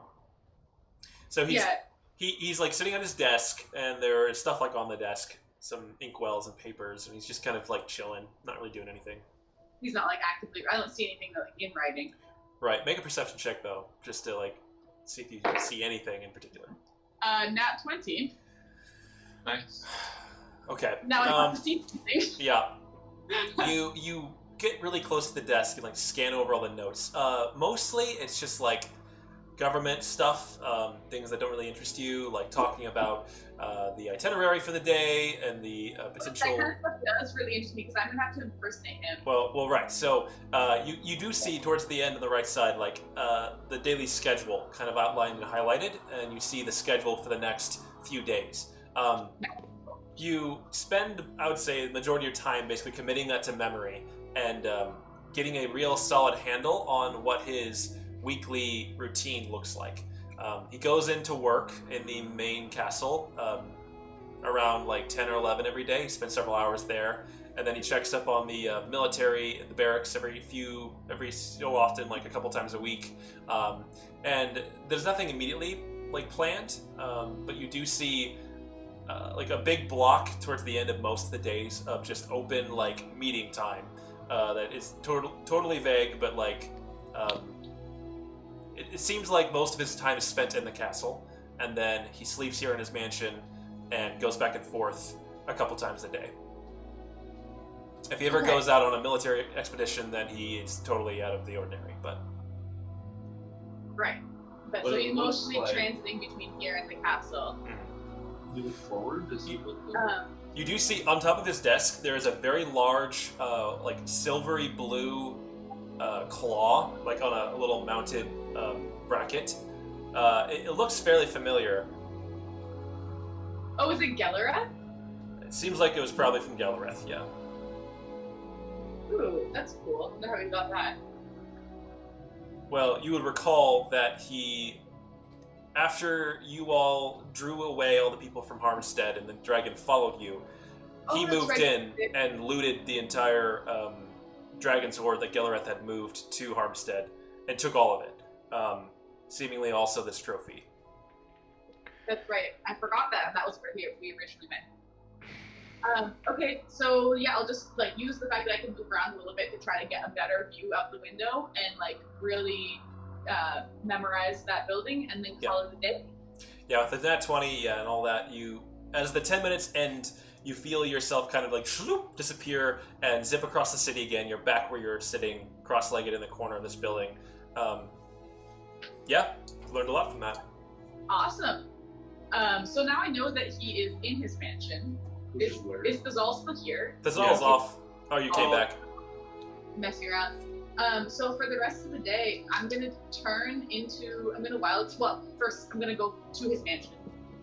Okay. I assume I can ask some people on the street and be like, hey, where's Idrit? Yeah, it takes you a few hours, but with Thazal's help and your memory and like what you learned from people on the street being totally chill, eventually you find a very ornate looking house with 2 Crimson Cloak guards out front, opposite a patch of wall that looks very familiar to you, and you get the sense this is likely his house. At this time of day, would he be in the castle though? By now he's probably gone off to the castle, yeah. Okay. So then I'm gonna go off to the castle. Okay. And then turn into a fly and try to find him in the castle. I guess I will peace off back to somewhere. What am I doing? I was supposed to come with you. I mean, I just have to like be able to like memorize his speech patterns and like how he talks to people in meetings and that kind of stuff. So I don't know that it's something that She's building her profile. that well shape. Yeah. All right. I guess I'll head back. Y'all need polymorph. Alright, so, Thazal just chills, keeps trying to spread rumors. Back to Chad and Galaxia. You guys walk for the better part of an hour, but eventually you do see, rising over the horizon, a very large city, smaller than Lutetia, but still pretty big, in the middle of this like hilly field, and there are massive pine trees kind of growing up in the middle of it. It appears that the city is mostly constructed of like wood and natural elements. There are rope bridges and like buildings up in the treetops that are all connected together. It's a very dense and natural looking urban sprawl. You approach from the front. There's a large broad road, and you do see the really, really big double gates made out of heavy wooden planks, like sharpened wooden stakes. As you approach, you both see 2 full-blooded orcs standing outside on either side of the door. They are very large and rather intimidating with their green and gray skin, but as you approach, about 30 feet out, they say, "Halt! What is your business at Urk?" I let Chad take it because he can speak orc. Yeah, I'll reply in Orcish. I'll be like, we're here to seek counsel with the leaders of the Free Orcish City. And they look at each other, and they both just start laughing. And they're like, You can't meet with a leader. Who are you? I am Chad Brohart. Bro to And- all. Cool, and who's her? This Galaxia. is Galaxia the Moist. No. Galaxia I'm talking. Do Elsnor, you understand Orcish? You don't remember. Baroness of Thorum. Yo, brother, I got some sick gains over here. Oh my god. Oh my god. The orc that you're talking to also has some sick gains, and he kind of eyes you up and down. He's like, scrawny. Is there any big boulders around here? There are some boulders that are just kind of laying Oh, around Chad, you still have a I want to grab Oh the my biggest one I can with a 25 strength and just lift it up. Strength check. All right. Straight strength check. Gladly. Wait, is Chad's broiness from him being an orc? Ooh, why do I have disadvantage? Oh, Yeah, so I Chad, struggle. you go over. Ugh. You try to strain to just easily lift this boulder, which you know you can do with the magic of the fire giants in your veins, but you're just still you're not quite back to your old self yet. I'm not and feeling it. And you just strain. You roll the boulder a few feet, but you're just oh man, took it out of me. The orcs on the other hand are he's strong. I'm like this. Oh, he's. I mean, you did roll a multiple ton boulder that is not accessible to the average human. And they're come, we talk. And they pull you in, and they're little brother, what brings you to Urk? Speak honestly. We might let you in. Yes, brother. I wish to. Are they asking me what I want to talk to them about? Yeah, they want to know why are you here? No bullshit. Just tell me. Yeah. I'm just gonna be I want to talk to you about your relations with Lutetia. They look at you and they're are you from there? We've had a difficult time with them recently. I say no, I am not. Make a persuasion check. I persuade. Oh, I'm gonna have to wait a day before I go and talk to the thing. Might be best. Just get inside. 20, still good enough. And I have a +9 on persuasion. Yeah, 17. They look at each other, they both nod, and they yell up to the tower above in Orcish, "Open the gates! We have a little friend." And I just say, brother, I have had a long day of travel. Do you mind if I rest today and we talk with the leaders in the morning? He says, "Yes, there is lodging inside. Go for it." Thank you. They open the massive wooden gates, and you both step through, Galaxia tailing behind Chad, and you're led into a very large, open, grassy region. There are various statues and trees, and some of the trees have been partially carved into the shape of what looks like orcish individuals, kind of standing in heroic poses. There are large bonfires, and orcs of all sizes and shapes wandering around, going about their business. They all kind of stop and stare, but at Galaxia in particular, there are a few half-orcs here, not out of the ordinary. As you're going, you see one half-orc that stands out. He has a brilliant, long mane of bright red hair, luscious, think Fabio, down to mid-back, and he's just absolutely chiseled. And he's currently in the process of petting a massive chicken. He looks over at you, and he's just and nods. I'm gonna be sick. I'm gonna give him the nod. I'm sick hair, brother. He says, he just runs his hands through it. He's I know. Sick gains, bro. And he goes back to petting the chicken. Give him a quick flex and point. Yeah. You keep And then, walking. I guess, unless something eventful happens, I'm gonna rest. And I'm also gonna look and see if there's anyone in need of food again here, a poor district, and I can make let's see, 80, 90, 125 pounds of food and a lot of water. So you look around. In Galaxia, you also take on all the sights. It is a very well-established city. There really are no areas that are impoverished in any way. It's pretty well taken care of. Everyone seems to be working together here. It's very communal. There are people of all ages, and but there's a large presence of blacksmiths here. There's a presence of lots of sports, people playing games. It seems pretty happy and pretty lively. I guess if it is communal, I'll hop off my horse and like start helping out, like saying like, "Yo, bro, you need some help?" And help out where I can. Like I'm gonna get some lodging. I'll pay for that, but I'll put in. Yeah. So make a performance check. Disadvantage again? If Galaxia wants to also chip in, you could negate the disadvantage. Yeah, I'll chip in. Oh, alright. Should I just re-roll that? Yeah, roll one more time. Can I?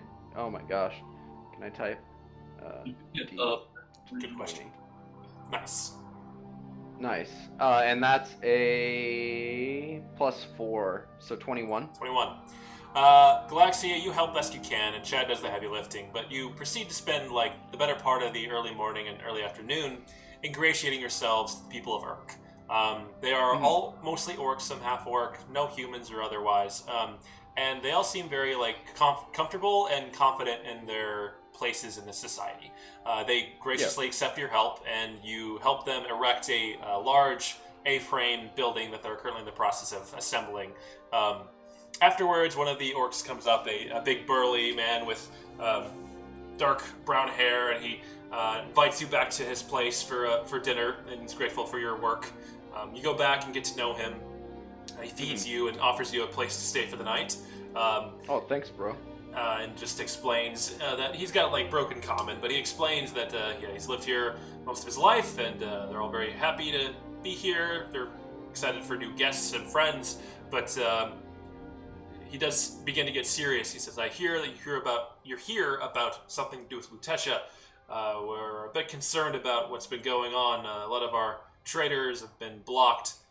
We are definitely wondering what's going on there and if we should be ready for war." Yes, I'm here to try and ease tensions. I am not from Lutetia. I seek to avert war because I feel like there's someone pulling the strings. Yes, it is likely. Our people are not known for nuance. We just live our lives the best we can. We've been here for quite some time. Are you familiar with the history of Urk? I am not, brother. Well, I'd be happy for you to inform me. I'm very grateful for your presence. He explains, gives you a brief rundown. Urk was founded about 25 years ago as a orc commune. Basically, there were dozens of wandering orc tribes that were basically just hunter-gatherers and basically preying on travelers and other people. Pretty barbaric and unorganized. But about 20 years ago, a hero known as Natrick the Brave united the wandering tribes, and he, with his powerful sword and blacksmithing skill, forged a new path ahead and founded Urk. And it's been a very successful endeavor. Many of the wandering tribes were absorbed into one, and they've stopped raiding, and they've become since a rather civilized and agrarian society, focusing on smithing and whatnot. And that's where the Order of Blue Steel was originally created here and has spread across the continent and beyond for trade and monster parts and rare ore.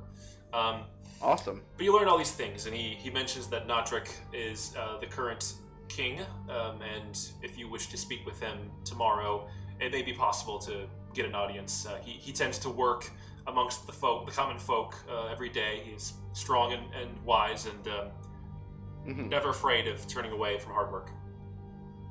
Why do we know the Blue Steel? The Order of Blue Steel? You remember a while ago when you were in Moduli, there was a encampment of the Order of Blue Steel. They're the ones that asked you originally to get Scorpion Tails on the behalf of the Breathless Guild. Also, throughout this, could I introduce him to Little Bro and ask him if Little Bro could sit at the table and while this is all going on? Yeah, you introduce Little Bro, and he pops off your arm and kind of makes the weird little ugly baby form that he's accustomed to, more like ugly toddler now, but jacked, and says, "Hello, I'm Little Bro. I'm here with Big Bro, and we're just hanging out. Is that cool?" And the orc is like, "Huh? Well, you're not much of a sight for eyes, but yeah, I mean, as long as you don't do anything with those sharp little teeth you got there, just Don't bite anyone, please. It's my house.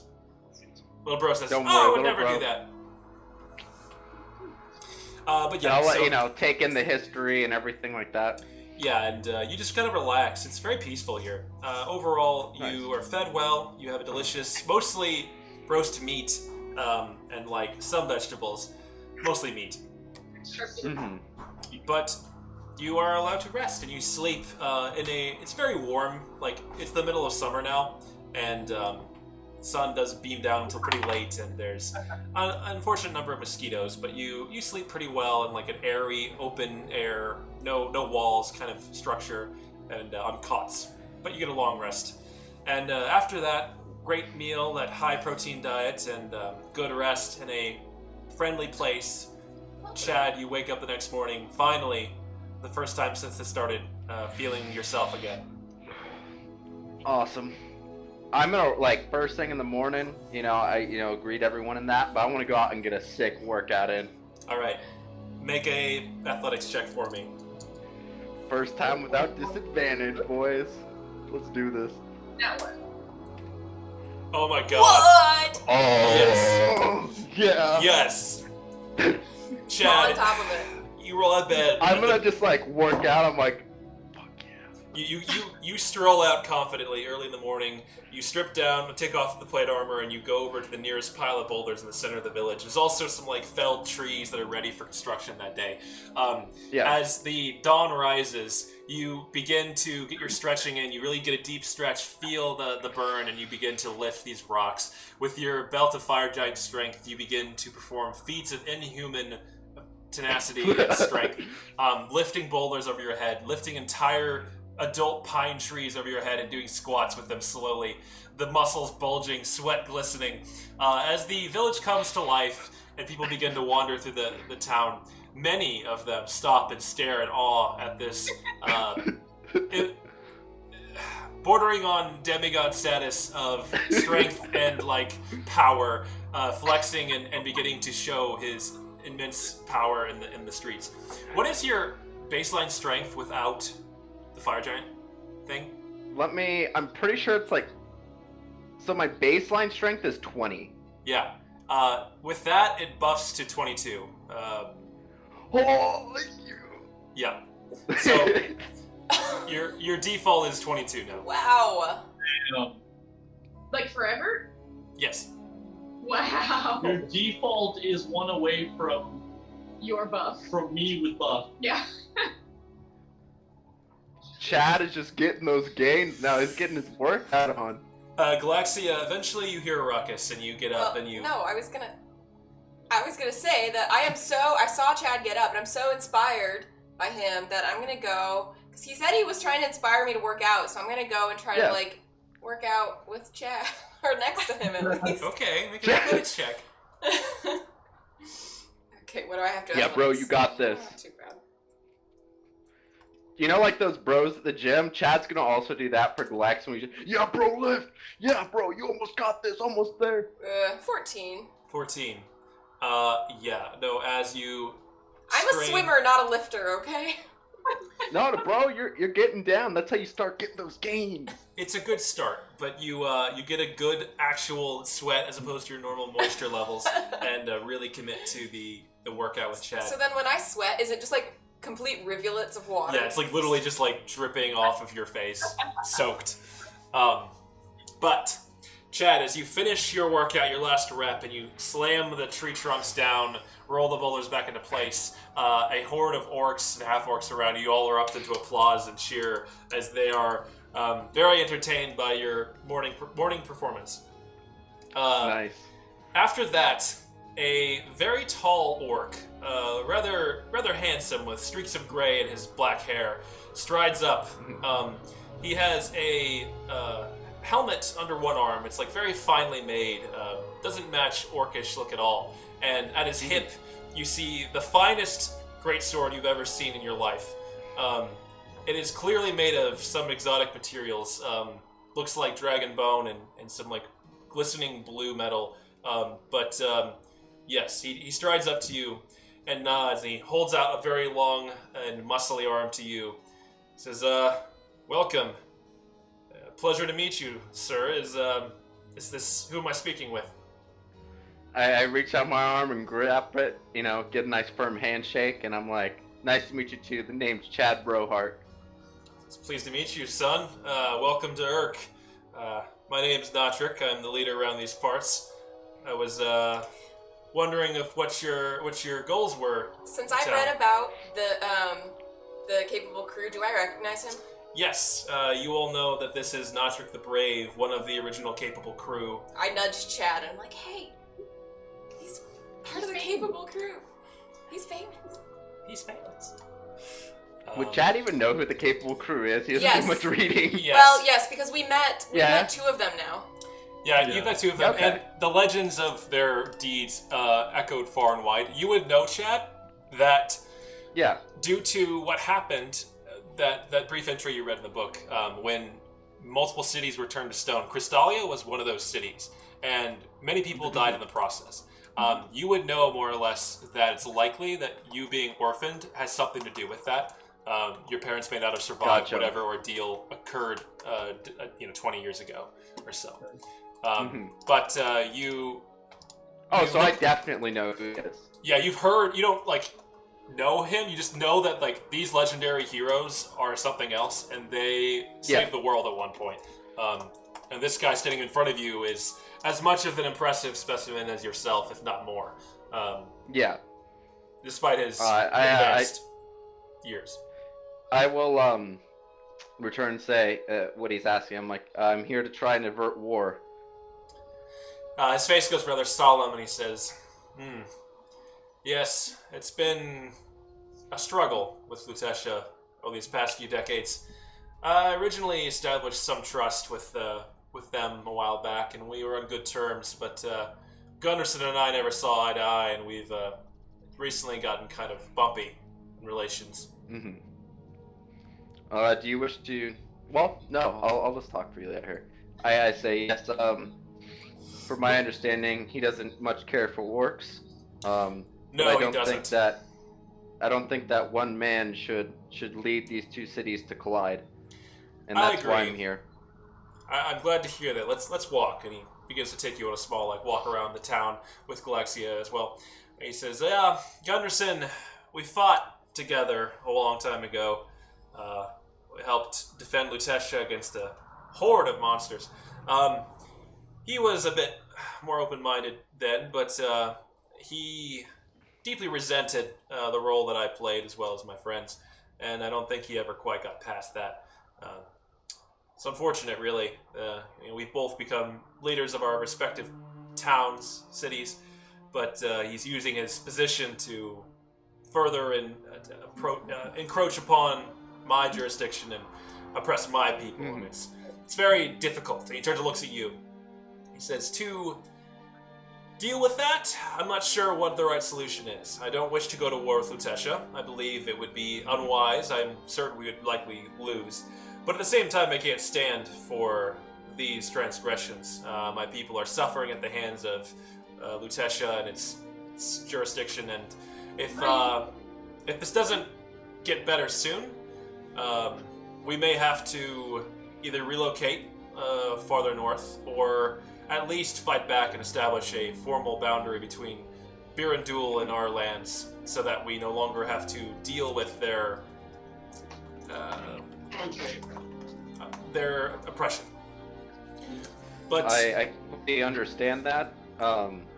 I just wanted to know that if we were able to find a peaceful solution, we wanted both cities to be on board. Me and my friends here, and I point towards Galaxy. We have two others that are working hard to try and come to a peaceful solution. That's good to hear. And we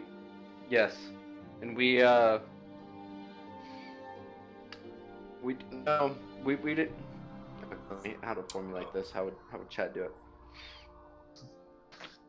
it? Gunderson isn't the only one with power in Lutetia, and we think by appealing to the council that we can avert this. I don't know if this would be something you would be open to, but sending in an envoy to talk with some of them. They can travel with us if that is helpful. We can arrange something of that manner if that would suit you. I agree with this. There was a time where I walked on the streets of Lutetia. Still own property there, technically. But I once spoke with the council in person and tried to convince them of the error of some of their ways back then.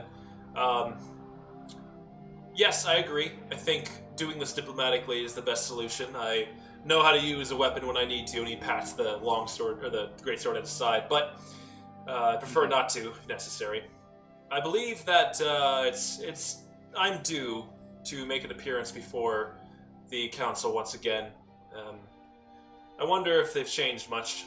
In the past decade or so, they've been fairly resistant to speaking with me despite my role in their city. I think it's worth reminding them how important Urk was, or at least my leadership was, to their current level of success. So as you were saying, if you're attempting to establish a diplomatic solution here, I'm on board, I think.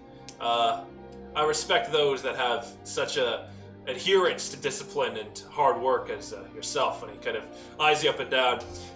He looks over at Galaxia and says, "You've been quiet.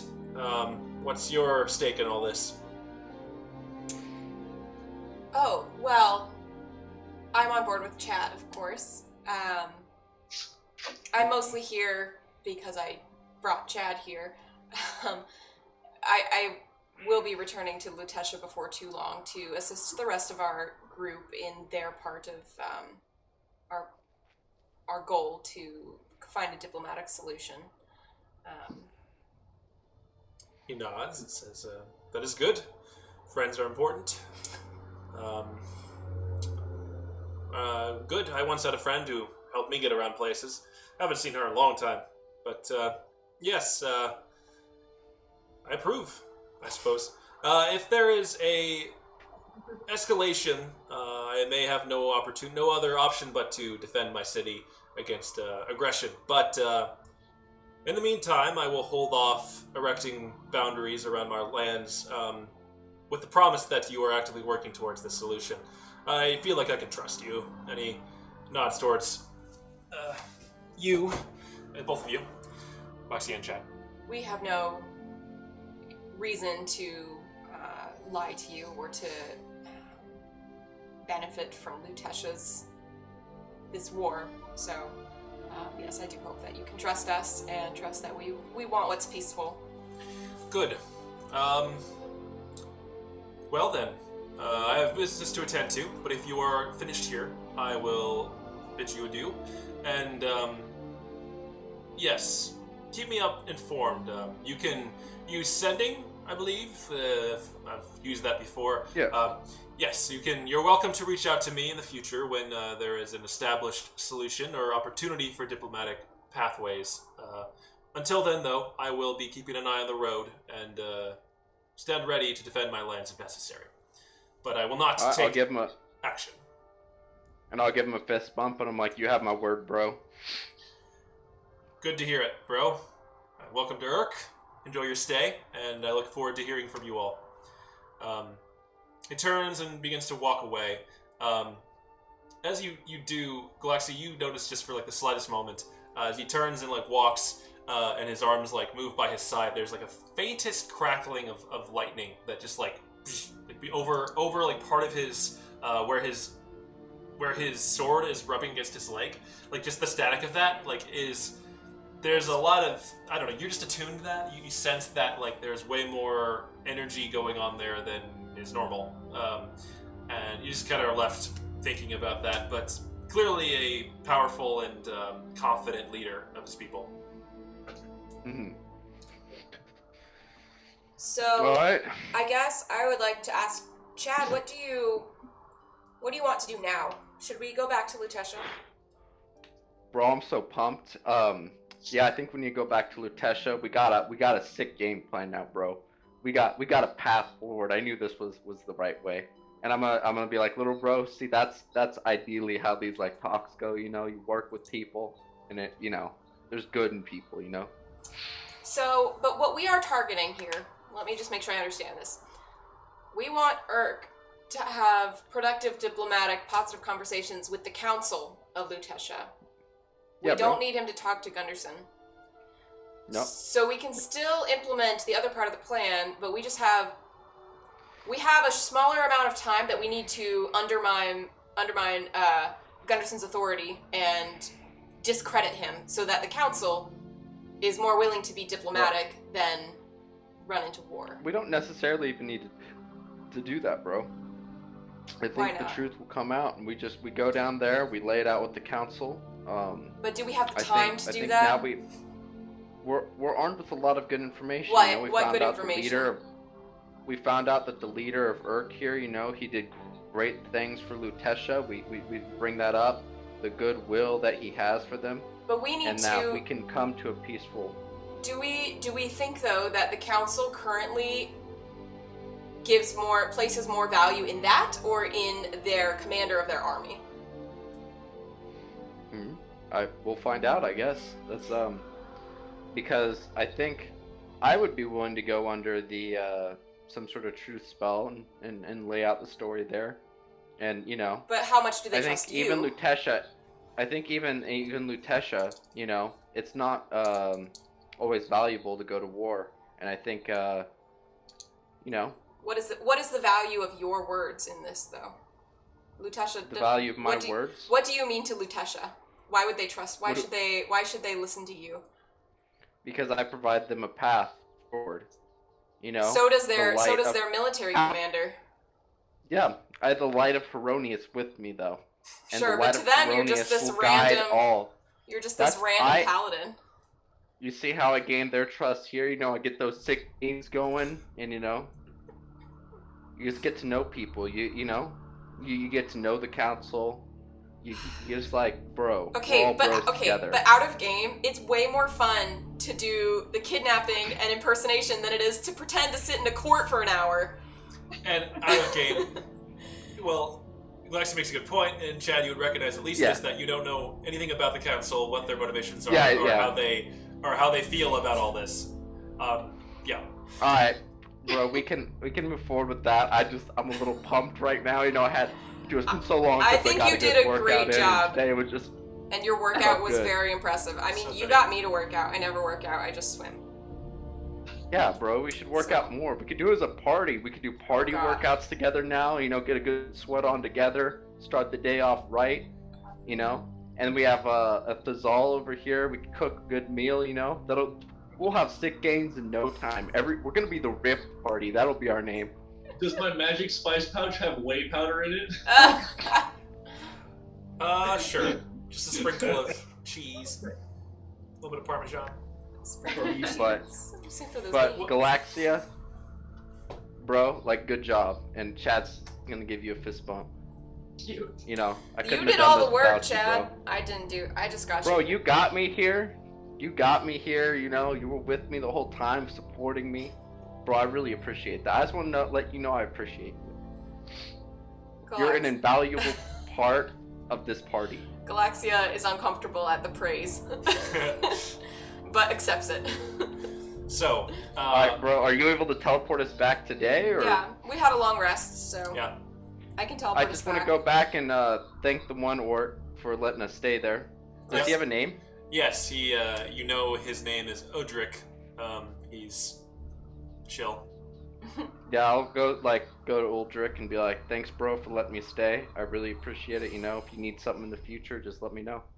I can help you Alright. out. He agrees and says, it was a pleasure hosting you. I didn't know I had someone so impressive in my house for the evening. But it's been fun. Good luck. Travel safe. Stay safe, my friend. And then, Checking back. Yes. Okay. yeah, we'll TP back. With that, you teleport back to Lutesha, arriving at the Mage College, and we will wrap up our session there for today, having successfully had Urk stay their hand and stay on the defensive for a while as you figure out what to do with Gunderson, and having destroyed the pursuer, it seems. It seems. Oh my. Yep. Uh, That felt so good getting that nat 20 Oh, yeah. there. Oh my gosh, that was perfect. Oh, It like was- that sick, like after getting that nat 1, I'm like, bro, I can't even work out anymore. Getting that nat 20, I was like, Well, it was just so fitting. It was the last day of exhaustion. You know, Chad's back. Like he's in like a half-orc city where everyone's super like accepting and cooperative and like just everything you needed right there. Yeah. Got those sick gains. Well, What's the max base strength you can have? Technically 20, but like that's from like leveling up choices. From your access to magic items and your commitment to working out all the time, I'm letting you go past that because you're high level anyway, and it makes sense. Gotcha. Yeah. So the what was I gonna say? Oh yeah, as a barbarian at 20 level, your con and strength become 24. So like, just to like think about that for a moment, like it's just.